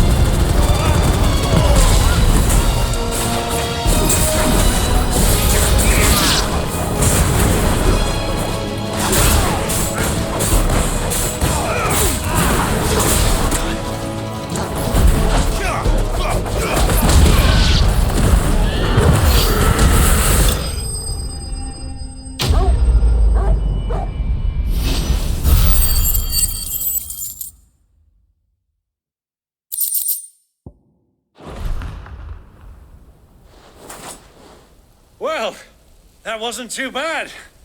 How'd you like my performance, huh? I've often played the villain on the stage. I think I did the role justice. Don't you? Greybeard, you were magnificent. The battle scene was particularly thrilling. Such a shame you didn't have more of an audience, but perhaps that's for the best. How long have you been watching? Long enough to witness your uncle's sordid transaction. I hardly expected one so venerable to degrade himself so thoroughly, buying one's way into the confidence of degenerates. Ingenious. This was the trouble you spoke of. The men of the Rock taking Crystal's men for the common folk and conspiring with the Royalists. Well, now it's over. Indeed it is. The people of Dalamil had scarcely any means of redress against Kupka's men, let alone a foreign army. Until you two came along, that is.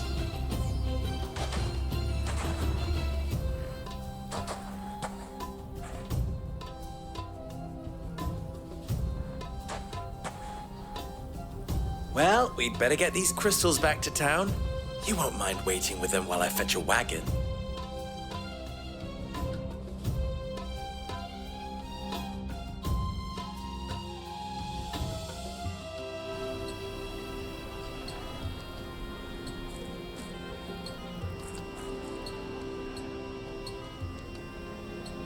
It occurs to me that I still don't know your name.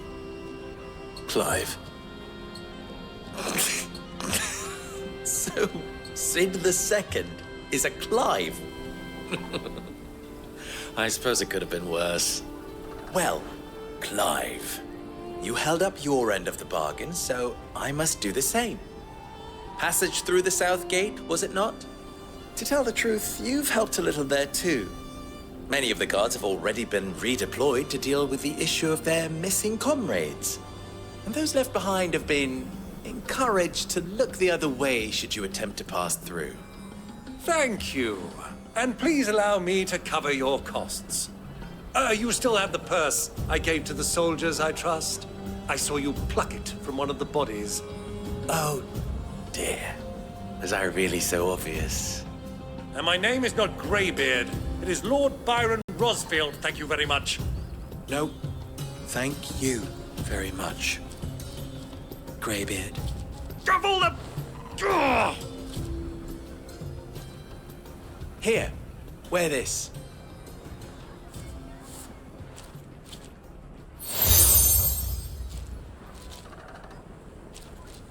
Any friend of mine who sees you with it shall be a friend of yours. Thank you, Lubor. And please, feel free to send one of my Stoluses back to your people. Tell them that Rosina Dalamil is back in bed with Sid.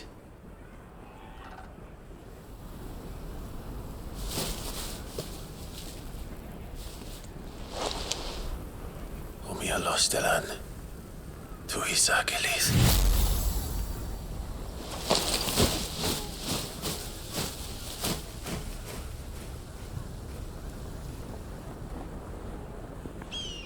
I'm trusting you, Sid. Or should I say, Clive? So be sure not to let me down.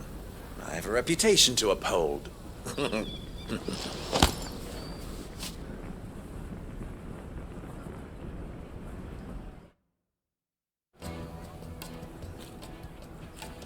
Well then, I wish you a safe journey south. Thank you. Not at all. It was my pleasure. Come on, Uncle. Let's go.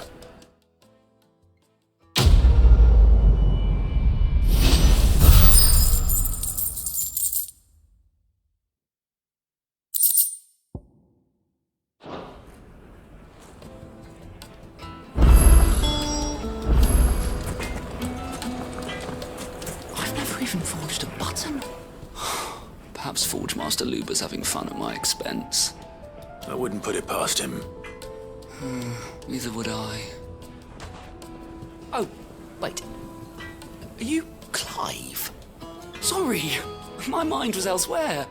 I'm Sava, Master Luber's least accomplished apprentice. Soon to be former apprentice if I don't pass this test. Maybe I'm just not the resourceful type. People are buying up weapons faster than the Briar's Kiss can forge them, and here I am, unable to make a decent bit of kitchenware. He wants me to make a carving knife, one that embodies the spirit of Dalamil. Whatever that's supposed to mean. I don't suppose you have any idea what he's on about, do you? I'm afraid not. Never mind. Thought I'd ask. It was that or pack my bags.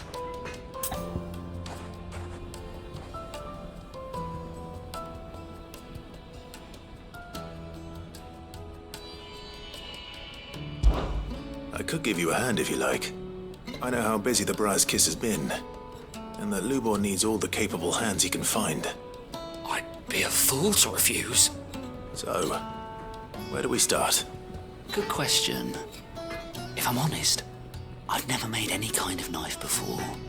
And then there's this little riddle to keep in mind. The spirit of Dalamil. Nothing is ever simple with that man. The way I see it, there's only one way we'll be solving Lubor's puzzle. We need information. The more the better. You're right. There's no point fumbling in the dark, I suppose. Now, who to speak to first? There's plenty of folk in Dalamil who use knives for a living. There's the butcher, of course, and any number of cooks.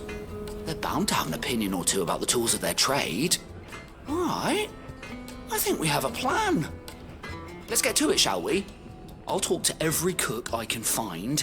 You speak to the butcher, and anyone else you can think of. All right. Good luck. Let's hope that someone says something useful.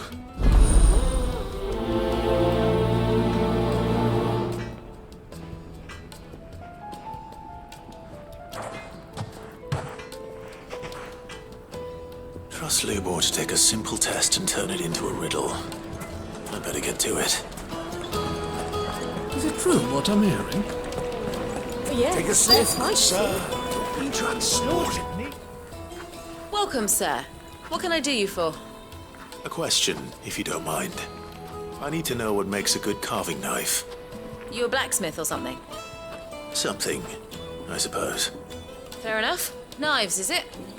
First and foremost, it's got to hold an edge. Most knives will make it through fat, no problem, but sinew dulls cheap steel in no time. Give me a blade which can slice through anything that crosses my chopping block, and I'm a happy woman. So a knife that stays sharp. Makes sense.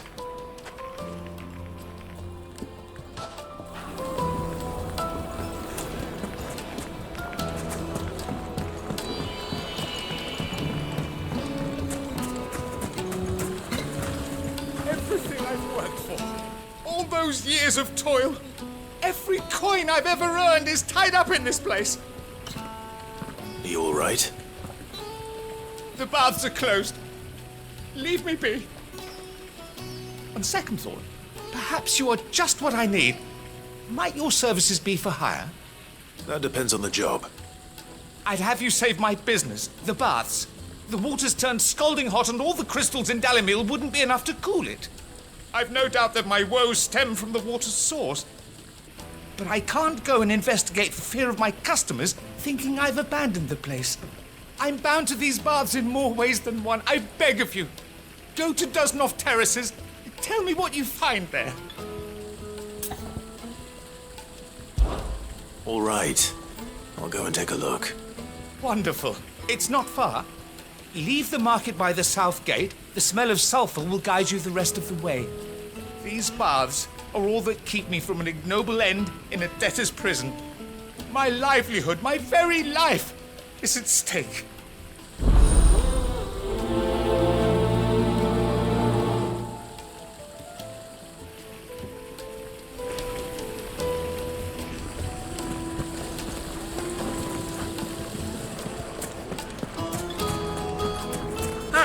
They've opened the gate.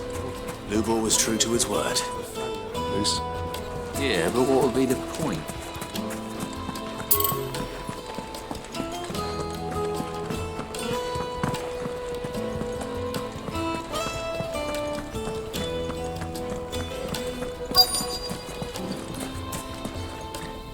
What is it?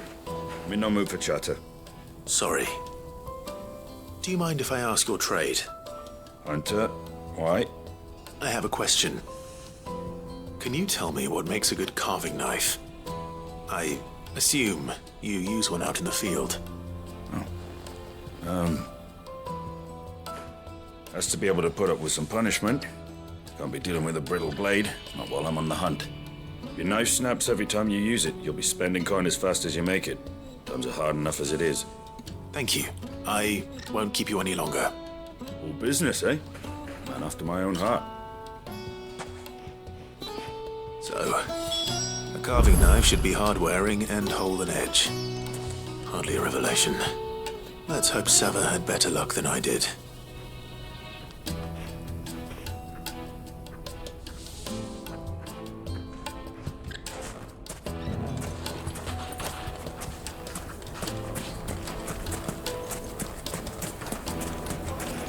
Hanging lanterns, keep the darkness from your door. Just look at the deep. Made from the stoutest stoneware. Fresh bread, warm from the oven. Here. It would make a Finest fine. fabrics, fresh from the... So, how'd it go? You learn anything useful, or should I be looking for a new trade? Only that a blade should be durable and stay sharp. But I don't see how that relates to the spirit of Dalimil. I didn't have much luck either. All the cook said was that he needs his knives to be light. Too heavy and they do his shoulder in. So we're no better off than when we started. Perhaps Lubor didn't mean anything with his Dalimil remark. But that can't be right. I've bandied enough words with the man to know that he chooses them carefully. No. We must be missing something. Something right in front of our noses, most likely. No doubt you're right, but I have to make a start soon. I can't put off making this knife forever. Agreed. Lubor wouldn't like that much. Right. I've been trained to work iron. The cheap stuff, mind. But it's hardy enough if you don't hammer it too thin, and it sharpens up nicely with a bit of effort. Trouble is, it's either durable or it's light, meaning someone is going to be disappointed. Forge Master Lubor, probably. Is there no one else you can turn to? Someone who knows their metals, perhaps? The other apprentices know better than to help me with my test. But maybe there is someone I could turn to. A merchant, a favourite of Forge Master Lubor's, who sells metals to tradesmen passing through the Valcroy. I bet she'd know a thing or two.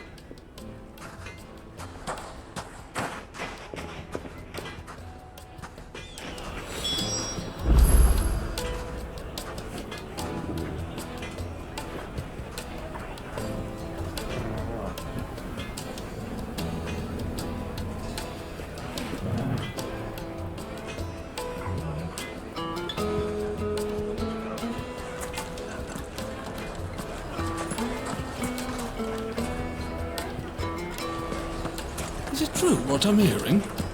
The men of the rock. Yes, they're quite sought after.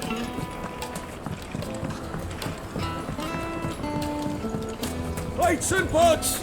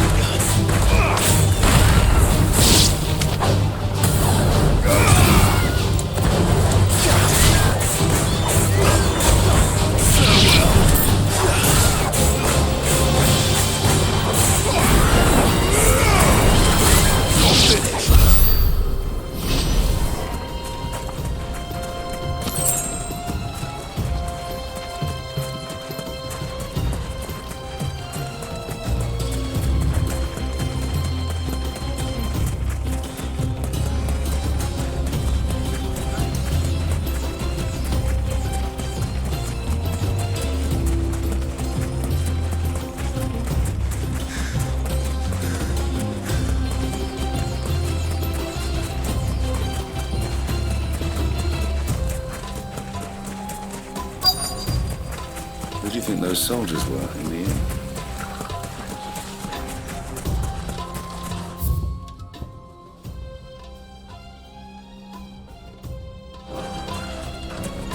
So, Lord Cook has finally made his move. Yes. I expect that's why there's so many soldiers in town, to deal with any Imperial reprisal. Any luck? Or will you be needing help with your bags? Well, I asked her, but... you tell him. If you're looking to make a knife that will impress a master like Lubor, there are options. They're just not that viable. Featherlight adamantite knives will get passed from generation to generation, never needing so much as a lick of the whetstone. But adamantite ore is unique to ash, so it doesn't come cheap. And it's beyond my skill to handle. Unique to ash. Are there any materials unique to Dalamil? Something which could be mixed with iron to refine it. Make it lighter. What are you getting at? You said that Lubor trained you to work iron. Then that's what he'll expect you to use. But he would have known that it would either be too heavy or too brittle for a carving knife. Perhaps his Dalamil remark wasn't a riddle, but a hint. If it's cheap metal you're using, then there's always limestone, I suppose. Folk first settled Dalamil to get at her mineral deposits. And, if you know the trick, it can be melted down in the furnace to drive out impurities from low-quality iron. Bloody hell! That must be it! I don't suppose you know the trick, do you? It's hardly my speciality, but I've been around enough blacksmiths to know how it works. Looks like I've got some learning to do. Clive, I hate to ask after all that you've done for me, but... The limestone? Fine. I can hardly abandon you now. Besides, I want to know if this is the answer to Lubor's little riddle. I can't thank you enough, Clive. You'll have no trouble finding limestone over in the terraces. The place is bloody made of it. Then I suppose I'll meet you back at the forge. Right you are. I'll see you shortly. So, do you crush it up, or just throw it in the furnace?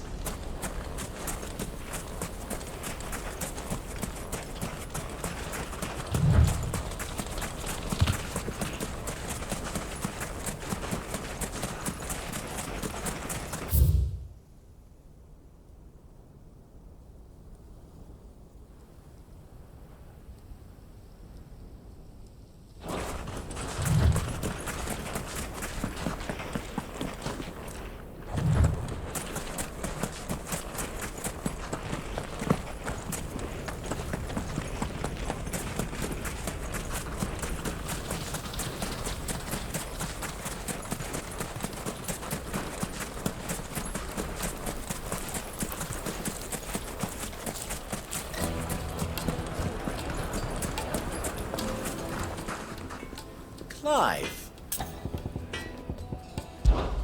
You and what? Still? You and I, what? Alas. Still? Ours, at least. So. How Of course, there's simply... Don't be a stranger.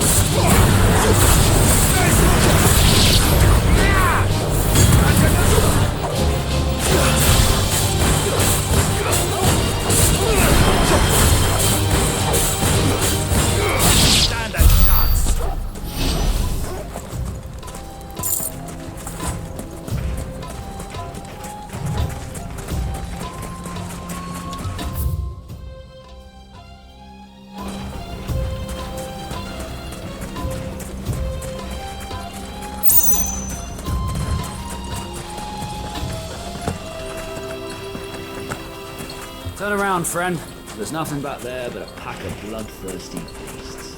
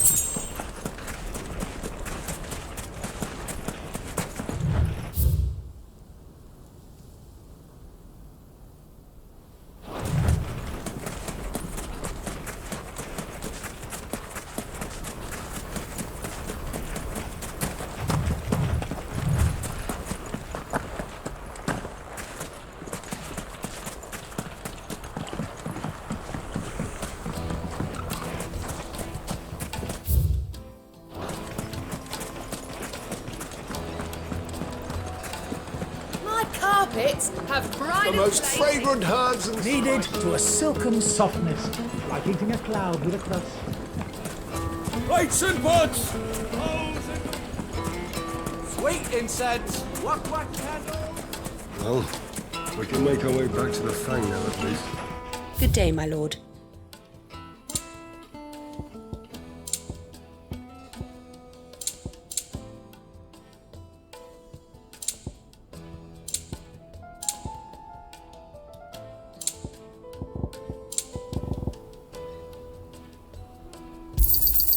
My thanks. Here you are. We should get going soon. Will you have a look? Ah, I'm not too late. What is it, Lubor? A question that I neglected to ask earlier. Where is it that you're bound? To Drake's Fang. To finish Hugo Kupka. Just as I thought. Then allow me to share a secret. Drake's Fang is currently riddled with royalists. Talmeki and Waloed are allies, and as you've seen, their soldiers work hand in glove. But no nation has ever before allowed a foreign army to make a barracks of its holiest of holies. Not by choice, at least. And there's more. A man on the inside of the Fang has failed to report for several days. I fear there may be more trouble lying in wait for you on the road ahead. Isn't there always? If you're determined to beard the lion's den, then promise me one thing. That you will enter via the mines, where the guard is lightest. I've lost one Cid already. If I lose another, people will start to think me careless. I don't plan on dying. Not before Kupka does, anyway. Well, so long as you have a plan.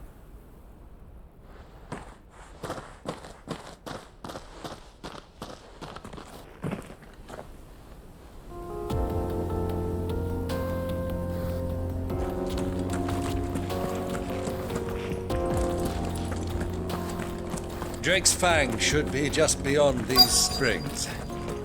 Shall we press on?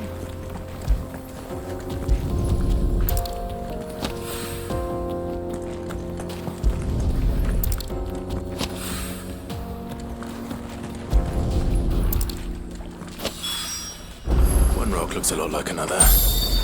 But hopefully this is what Southern needs. Come on, girl, the gate's open now, we can press on. Don't tell me you put down roots.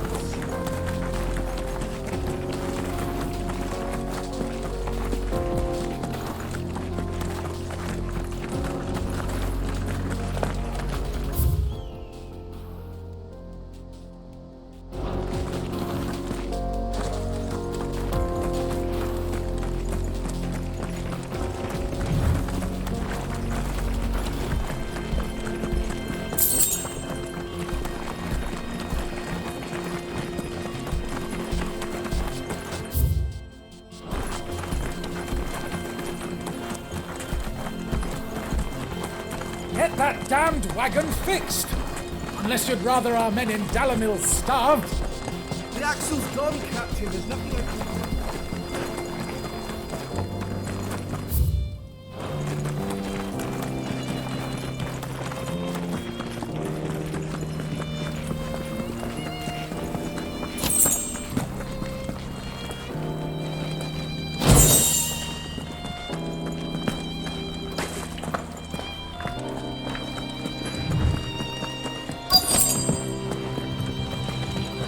By the flames.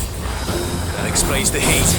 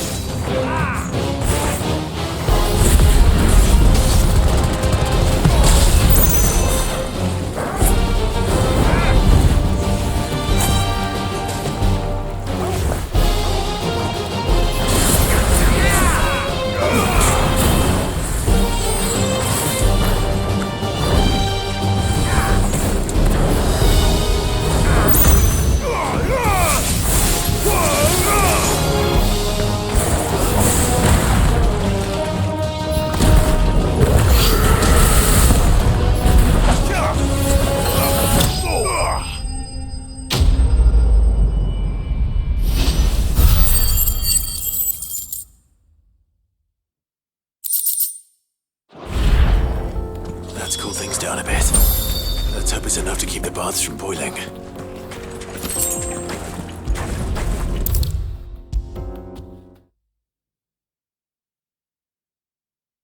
There he is. The man who saved... I was hoping we'd be seeing you again. The bar... Now. No, what?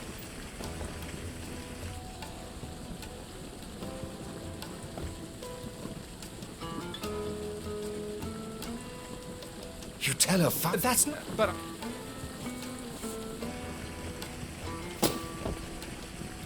Right. It's high time I got back to work. With a little luck, the day might yet be salvaged.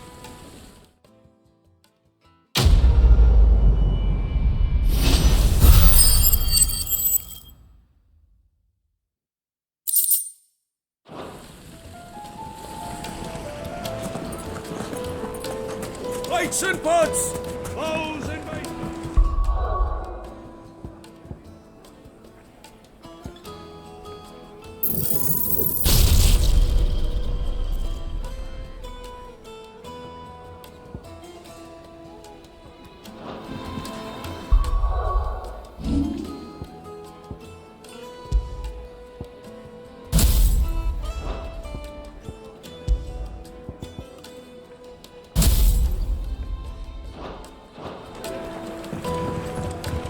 Fresh bread, warm from the oven. Take a sniff, good sir. My carpets have pride of place in...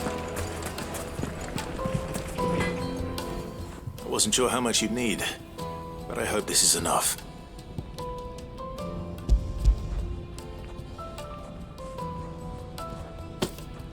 You are one of the good ones, you know that. You and that merchant both, she's got quite a gift for teaching that one. Now, time to see if limestone is the secret weapon we were hoping for.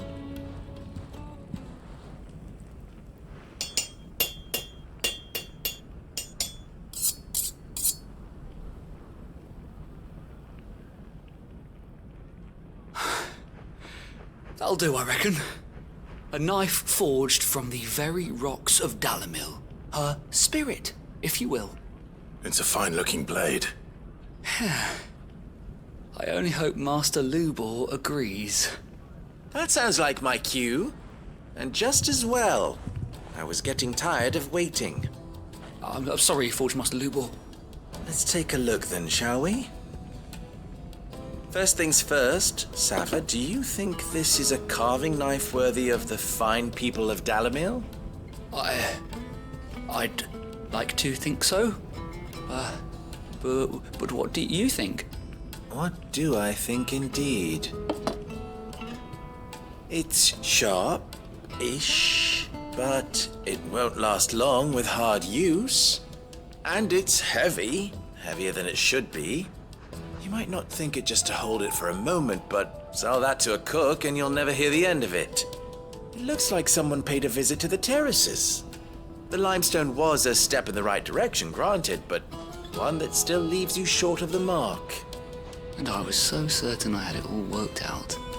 I don't know who you found to teach you that little trick, but it certainly shows initiative. Next question. How much do you think I would charge if I'd made this? Well, if it took you even a fraction of the time it took me, I would say you could demand a heavy purse. And who would be able to pay that? The butcher? The hunter? The cooks over at the inn? Dalimil is home to humble traders, not wealthy lords and ladies. Rule number 1 in any business, Sava, know your customers. Yes, Forge Master. This is just about passable. But only just. I'd say you're worth keeping around a little longer. Starting tomorrow, you'll have an anvil of your own. I will. Thank you. I was wondering, what would you do if you were asked to forge a carving knife? I'd do what I always do. Ask who it's for. If it was for the butcher, I'd make sure it holds an edge. For the hunter, I'd make it as tough as Titan. For the cook, light as a feather. And for the nobleman, I'd make it cost an absolute fortune. There goes a master, all right. It looks like congratulations are in order. I couldn't have done it without you. So much for the Forge Master's riddle, though, eh? The spirit of Dalamil had nothing to do with limestone or anything much at all. Meaning, I had you run around for no good reason. You've passed your test. That's all that matters. You'll have a forge of your own in no time. And when I do, I'll craft you the finest carving knife you have ever seen.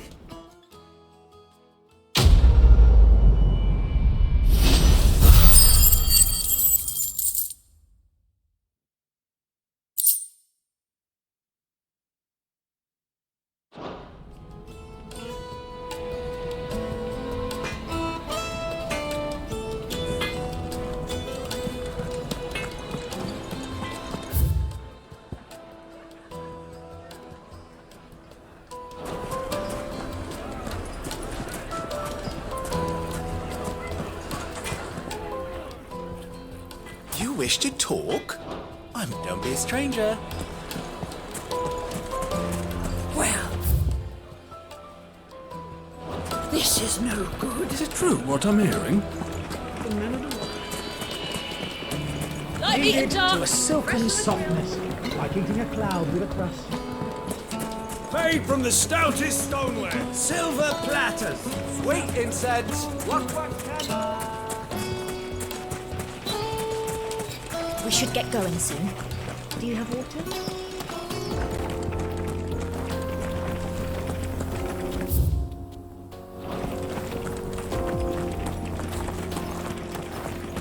Come on, girl, the gate's open now, we can press on.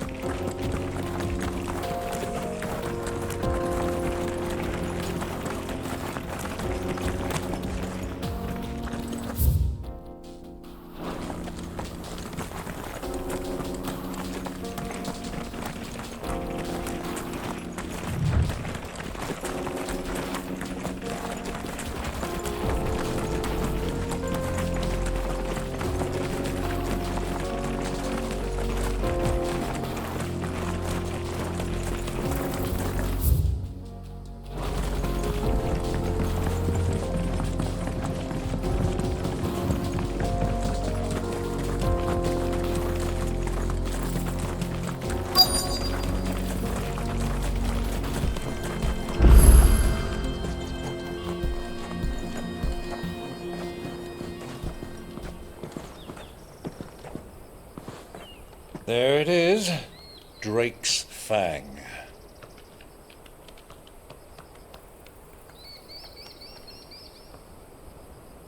Kupka will be hiding inside.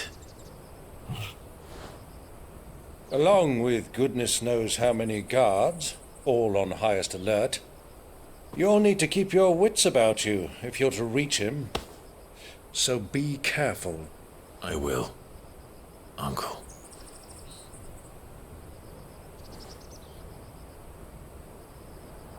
Before you go, Clive, allow me to apologize.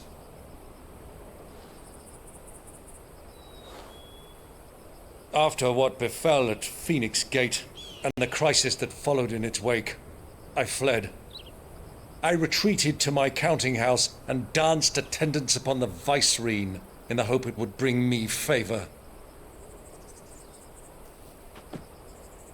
I betrayed my nation to save my skin, like the coward I am. And I'm sorry. Uncle, please. It's not too late, Clive. Rosaria is yours by right, and there are those that would help you to take it back. Had I the courage of my brother, I might already have done so. But that ship has sailed. You, however... No. Forgive me, but I cannot. I fight to build a new world now. A better world. where men can live and die on their own terms. I was raised in a nation that strove to improve the plight of bearers.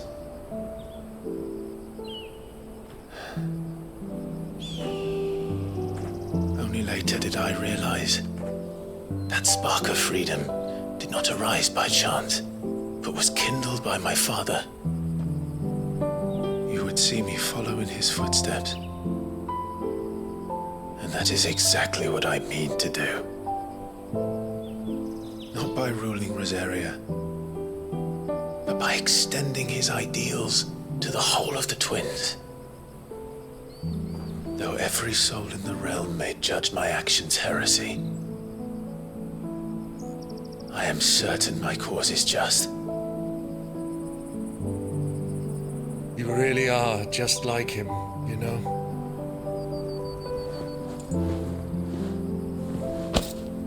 Thank you, Clive, for coming back to me. I am proud to call you nephew.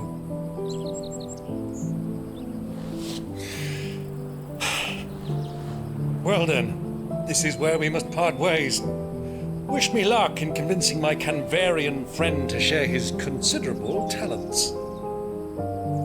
I mean to plunder his coffers and prove myself worthy of a place in your merry band. Till then, my boy. Till then, go safely, Uncle. And you, nephew. We have much to catch up on, you and I. I shall expect you to regale me with the tales of all your adventures when next we meet. You can regale me too, Torgal.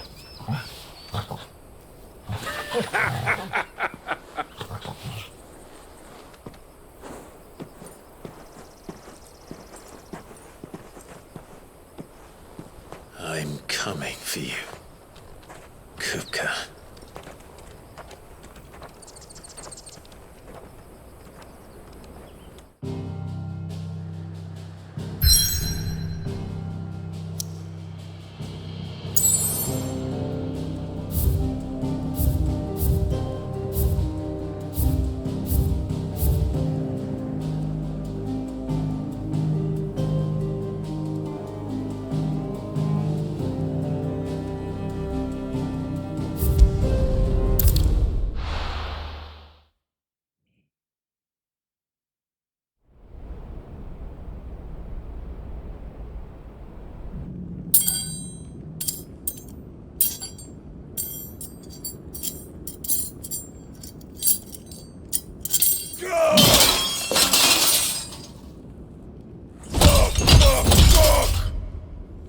Why do they start? What has that gutter rat done to me?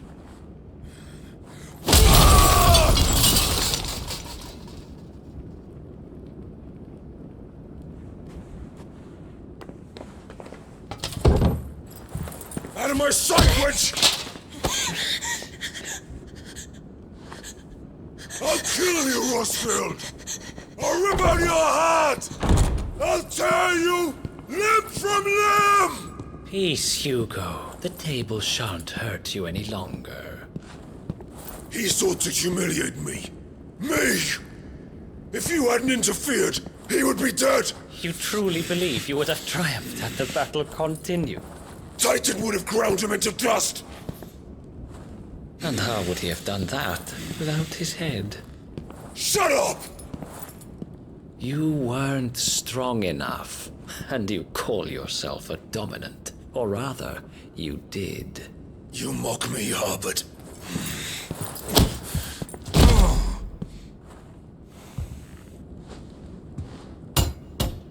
Do you see, Hugo? You are weak. Fuck! But so long as that fire burns within you, there is still hope. There may yet be a way for you to take your revenge. Tell me, what must I do? Please, I'll do anything. Just tell me.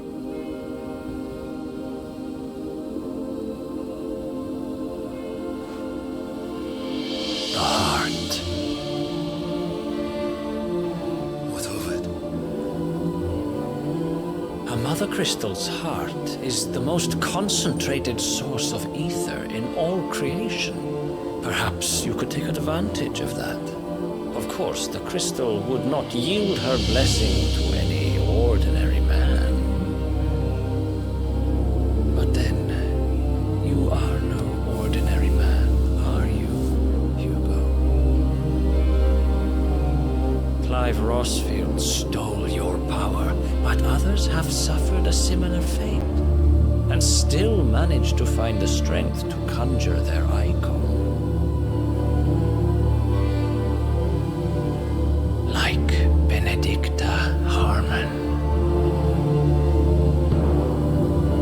She too drank of the ether and gained a power beyond human understanding.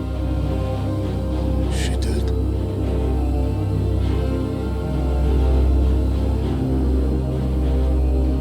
Benedicta. Benedict.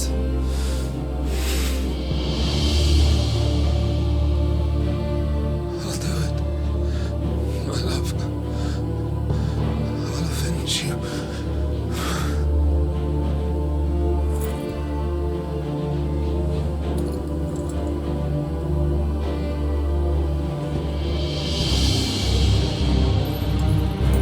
Run along now, Hugo. You need only follow the night.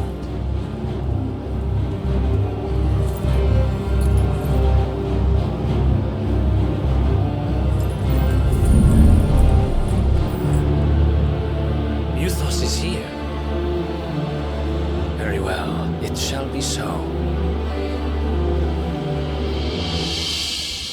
You may leave everything to me, Your Majesty.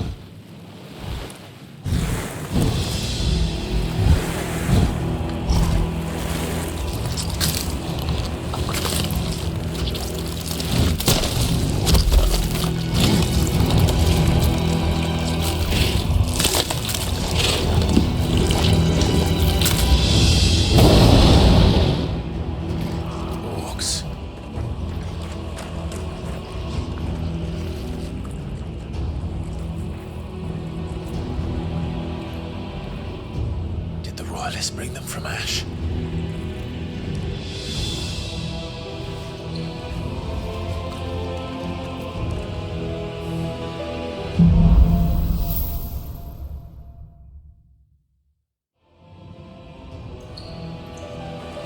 Are the Beastmen part of the Waluda army now? How the hell did that happen?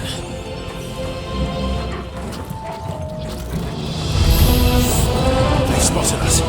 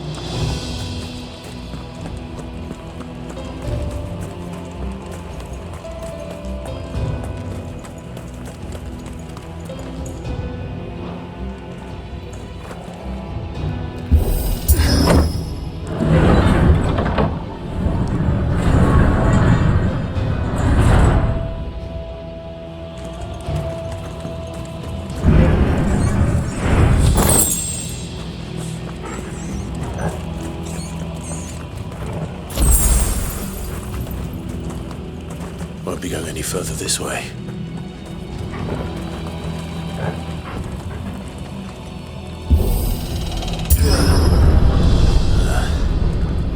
Stairs.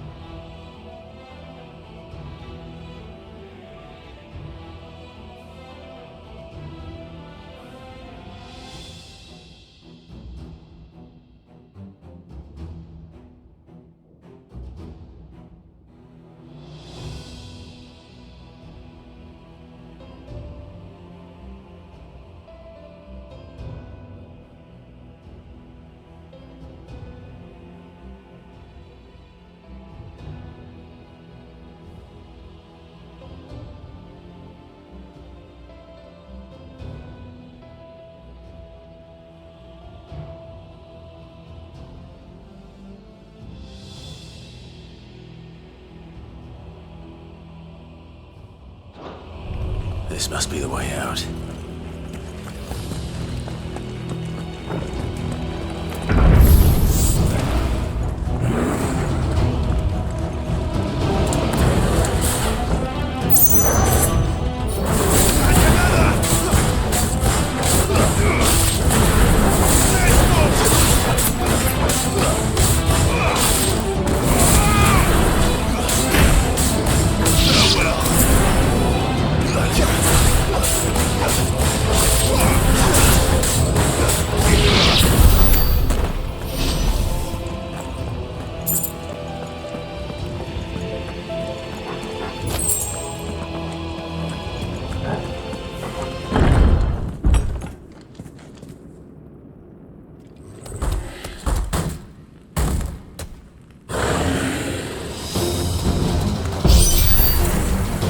Sneaking past this one. How did they get in here?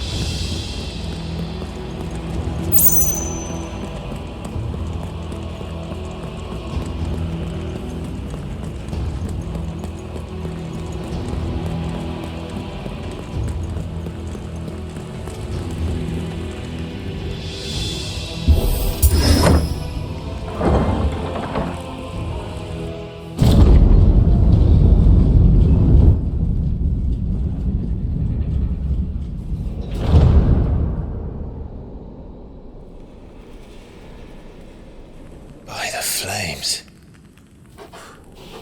Come on, Torgal.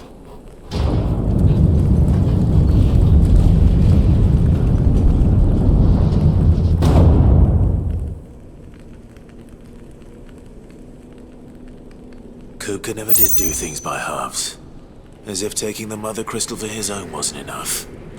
He had to build his castle in it.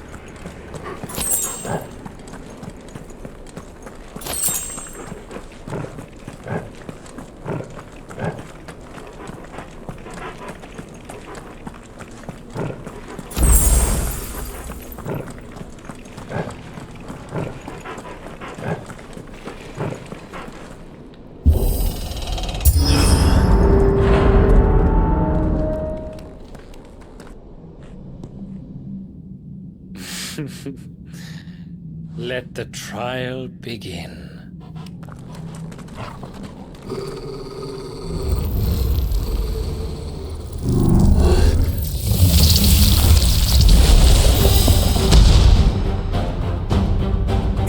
What the hell? With me, Tom.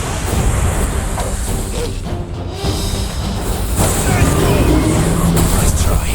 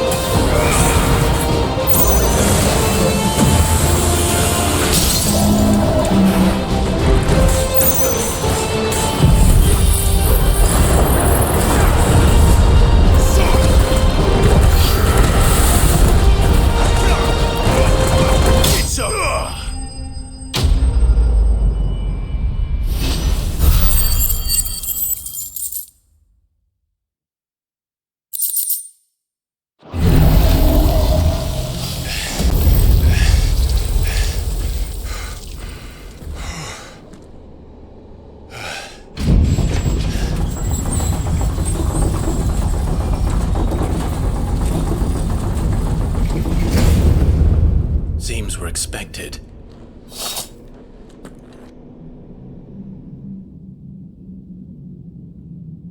So this is the power of Muthos.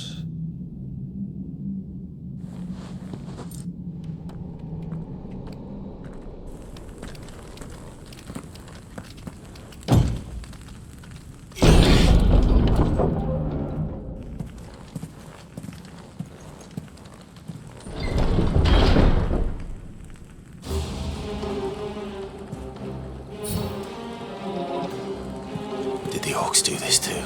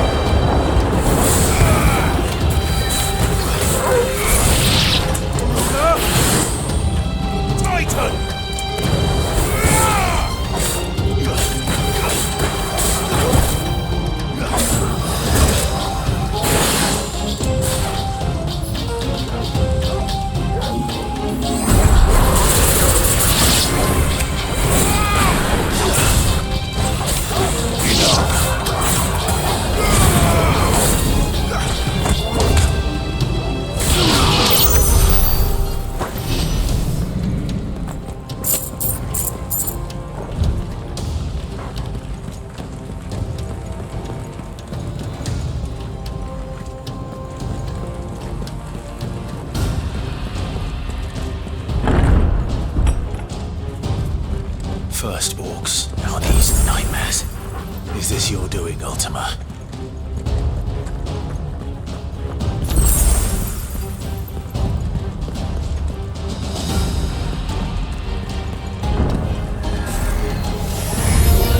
No holding back.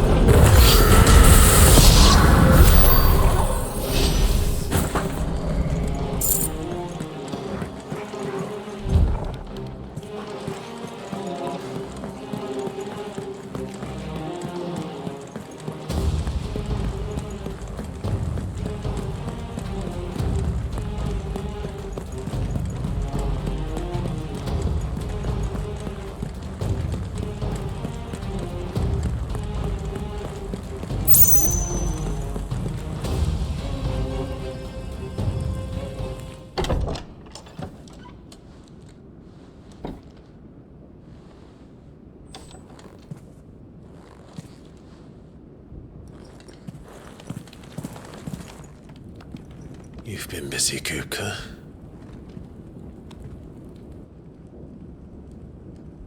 But where did you go?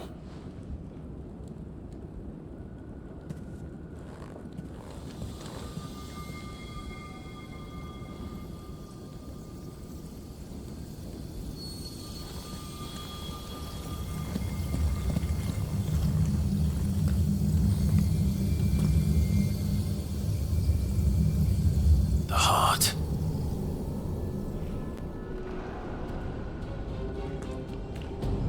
He's in the sanctuary. I can feel it. Come on, Torgal.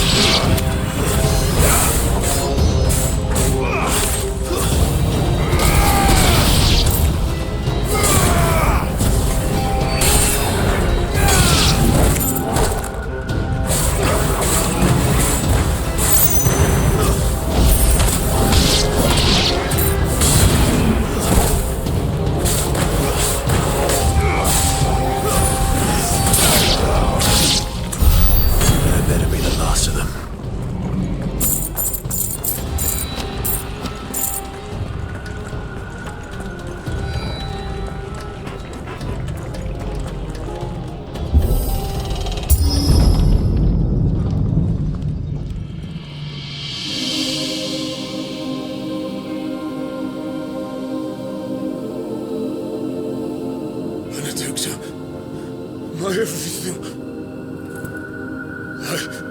I've missed you so much. Kuka!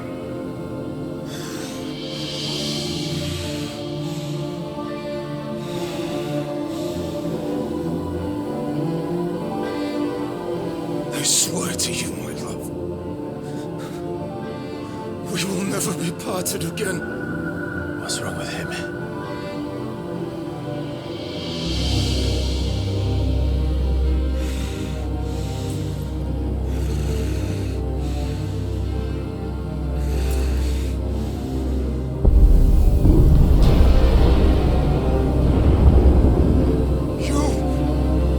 Get away from her!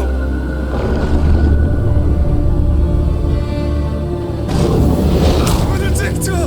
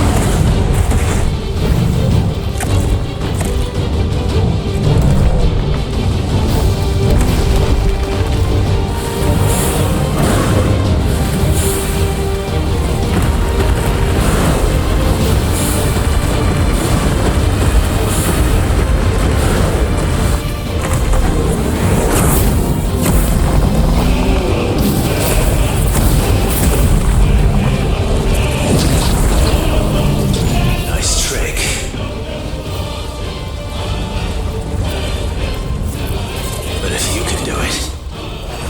And so could I!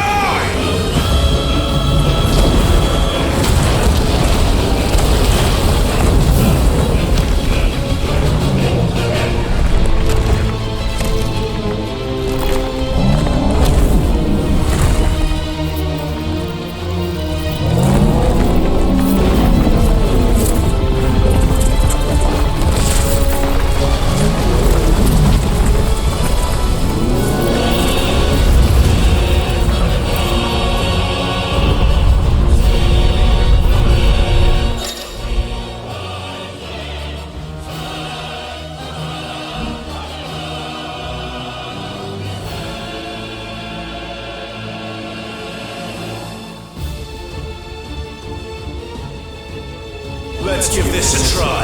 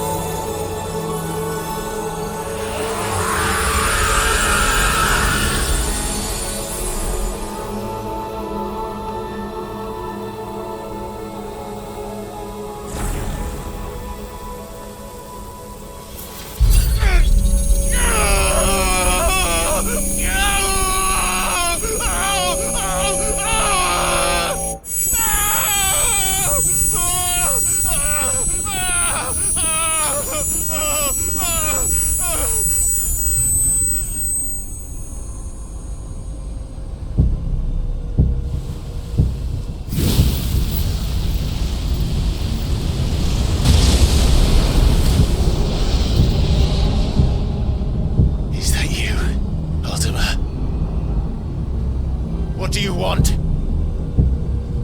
Your soul is tainted with worthless human will, yet your thirst for power remains undiminished.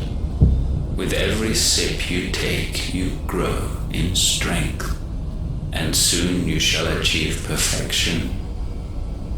I don't know what you're talking about. You will accept us, Mythos. It is inevitable. You were created for this purpose, and you shall serve it. Never!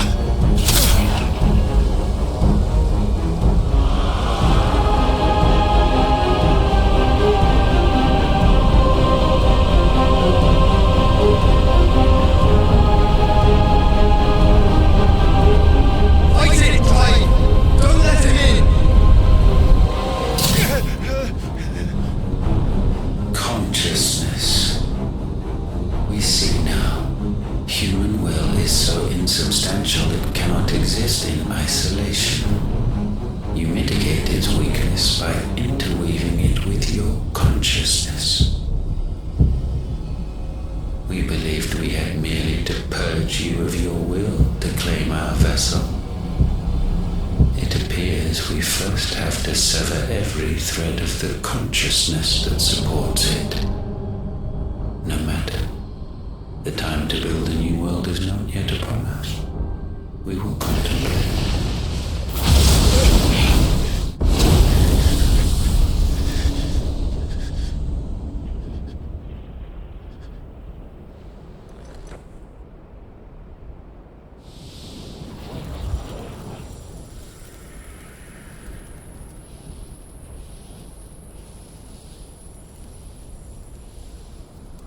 Thank you, Joshua.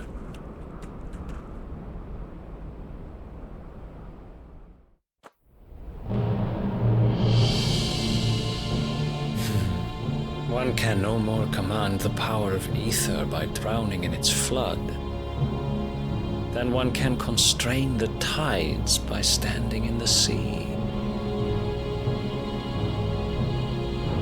I had thought Hugo wiser than this, but it seems his head was full of rocks after all. Titan was strong. Your Majesty. That Mythos is stronger. For 5 years that man lived only for revenge. Clinging fast to a fiction, even as it swept him into the abyss.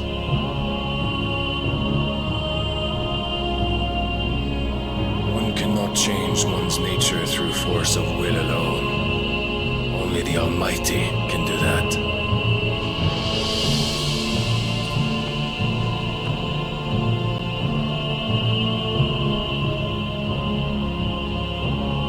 Hugo Kupka, the man who gave his life for a woman's head. A fool like all the rest.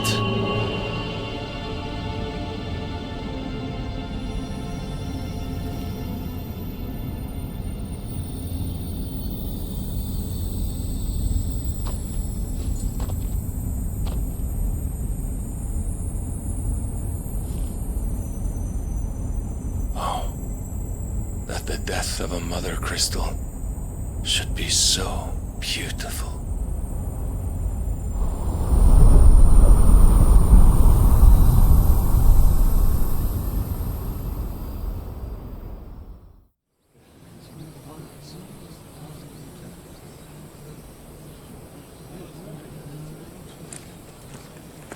Some medicine, my lord?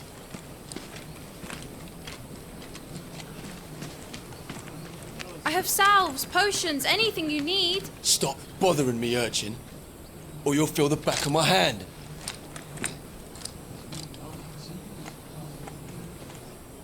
You must consider your health, my prince.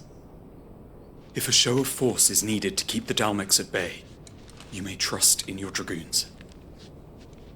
I beg you to call on Bahamut only as a last resort. His strength comes at too great a cost. The Empire agreed to an armistice with the Republic, and yet the Emperor still plots its ruin. For now, the Dalmex suspect nothing, and as long as I can hold their gaze, war need not be inevitable. But more than that, Bahamut is the champion of the Empire. When our people look to the heavens, the sight of him gives them hope.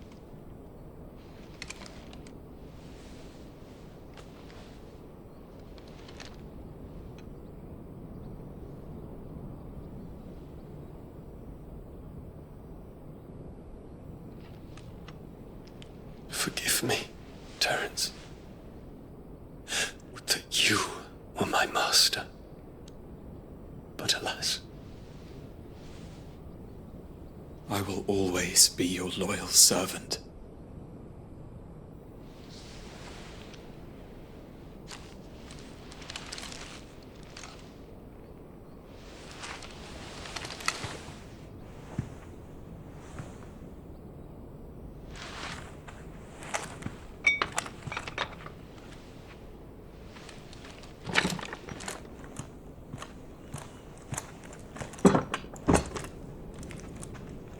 Should the Council's brazen maneuvering prompt the Republic to tear up their own treaty and launch a new assault, our soldiers would advance to meet them, cutting across the Central Isles, but not in time to prevent their forces from breaching the southern defenses and storming Twinside. And so the capital would become a battlefield.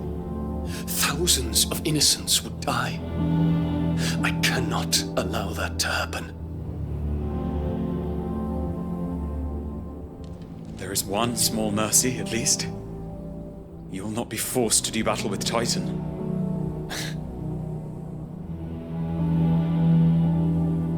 Would that I could avoid doing battle at all. 1,000 pardons, Your Highness. What is it?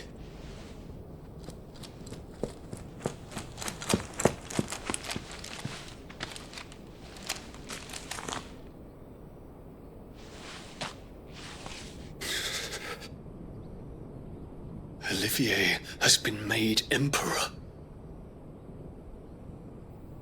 What is the meaning of this? My father's orders.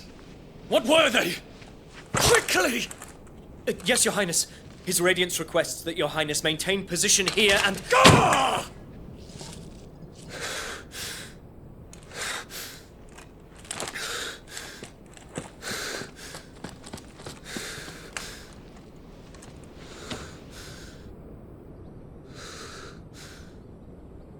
Terence. Yes, my prince. I must go to the palace. I'll ready your steed.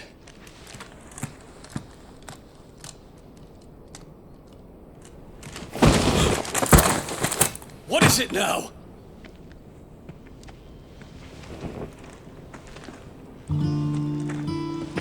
Forgive the intrusion, Your Highness. I know you. At ease. We stand in the presence of the Phoenix. You wouldn't want to get your fingers burned. I hope I'm not interrupting. Not at all. Though I admit, I did not expect such a distinguished guest. How many years has it been since the Remembrance ceremony? 20? I thought you long dead. Do I address a ghost? Many have told me that I look like one. But no.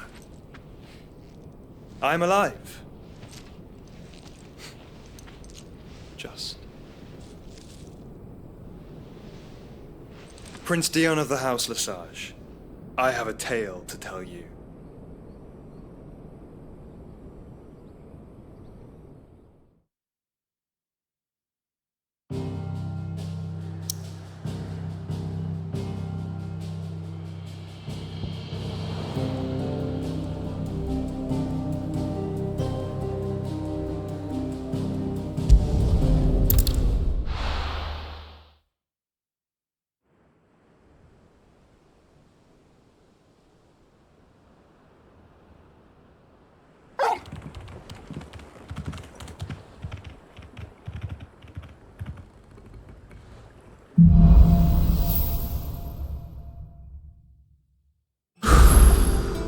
to give Otto the good news.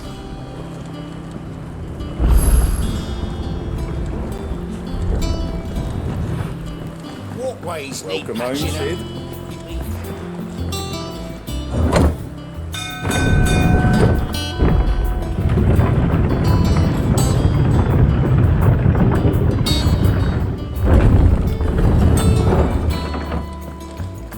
What became of Cook Clan? Where were we headed?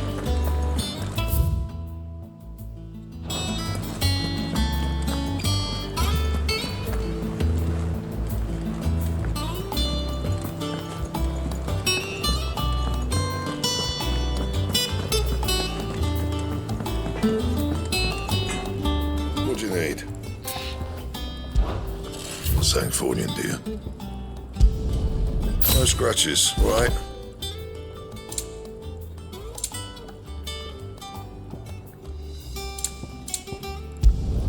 Should last you a good while.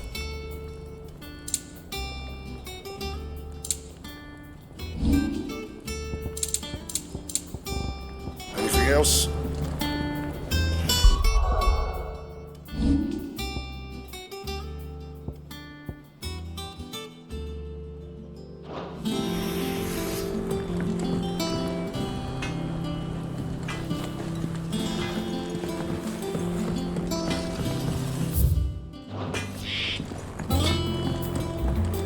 It's the state of our coffers, isn't it? And what can I do for you?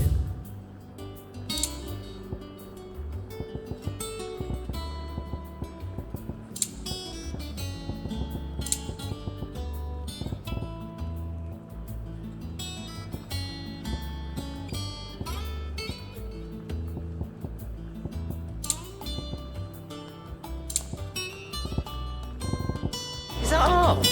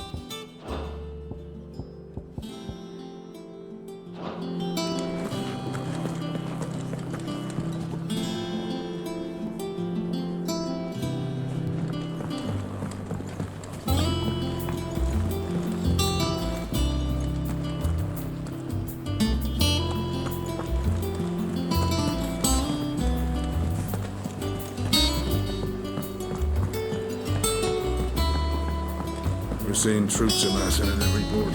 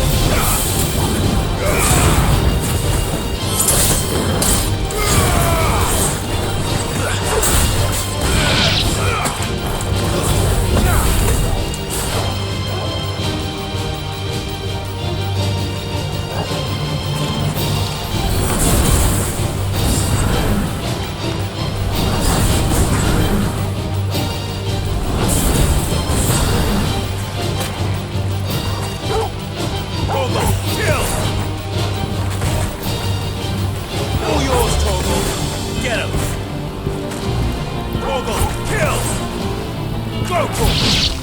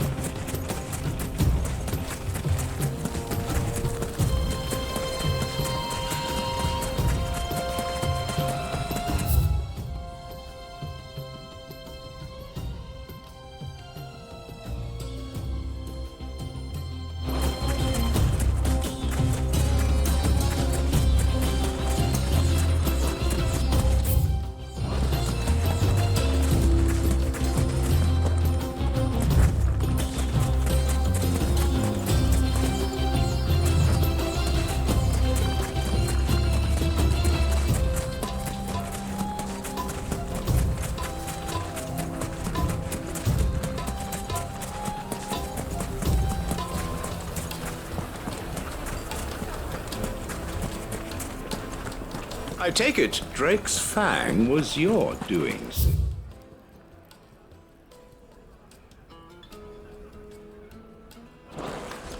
You really are quite skillful. Oh, where did all the men of the rock go? Made from the stoutest stoneware.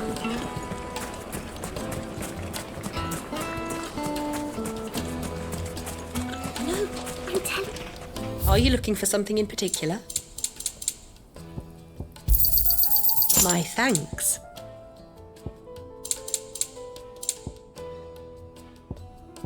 Fare you well.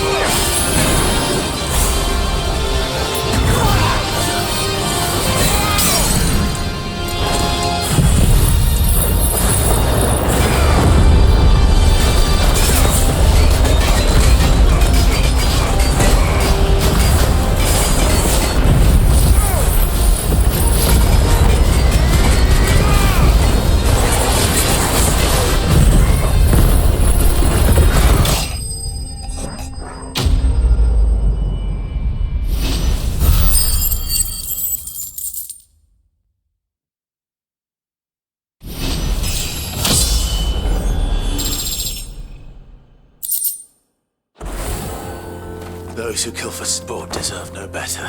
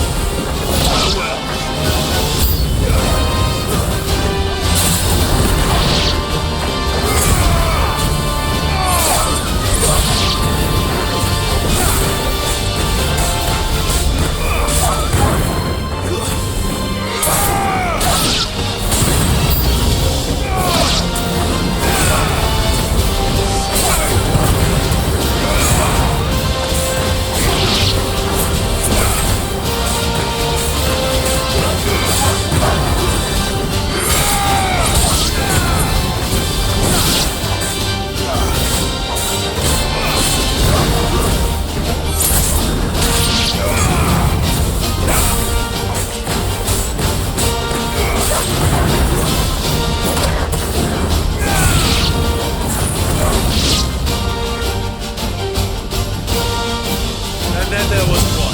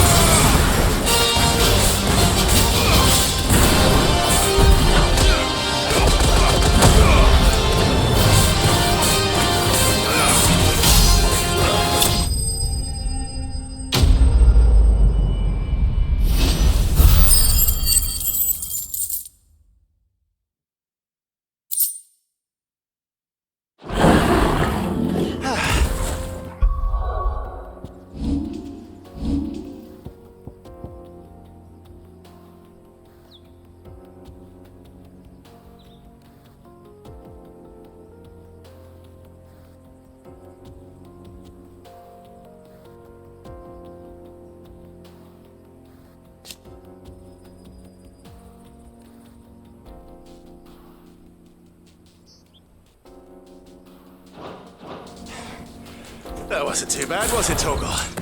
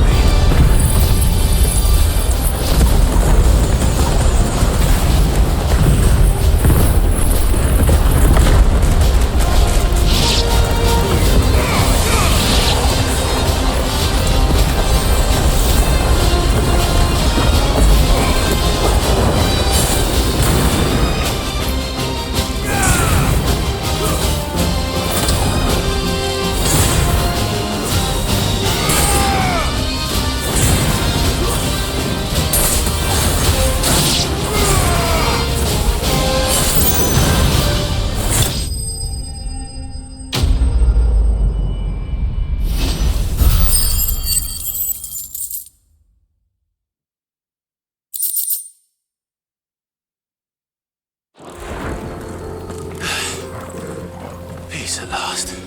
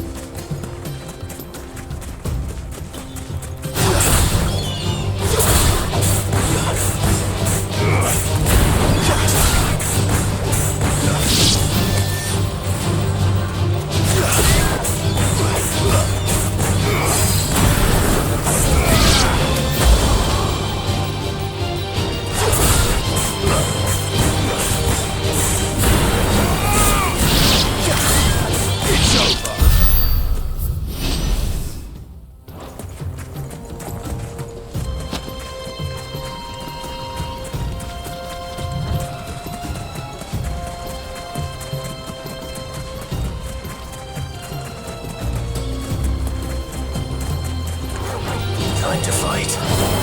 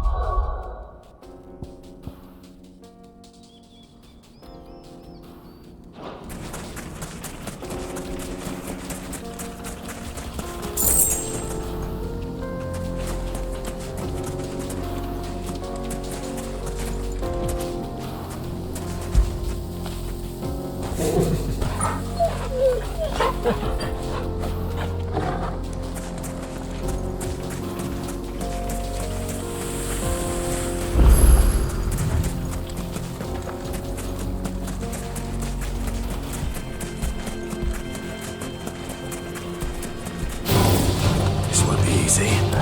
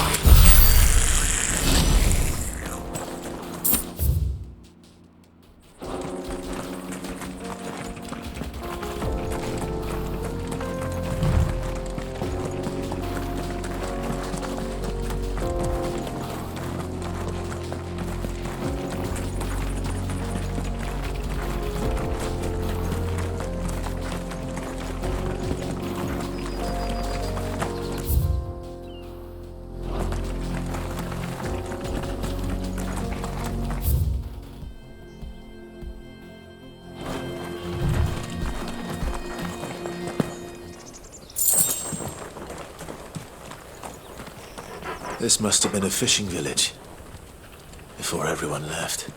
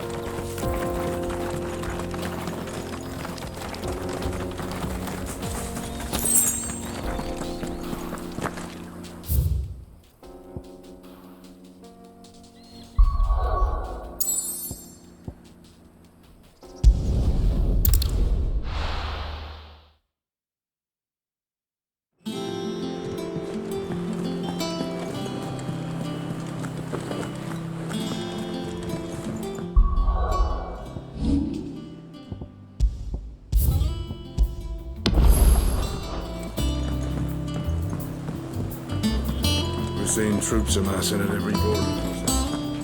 Well, no surprises there. How may I help you today, Clive? Your benefactors are a generous lot. All yours.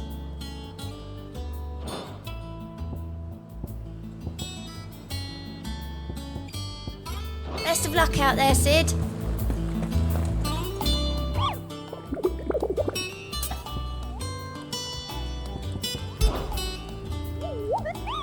You mean the Iron King?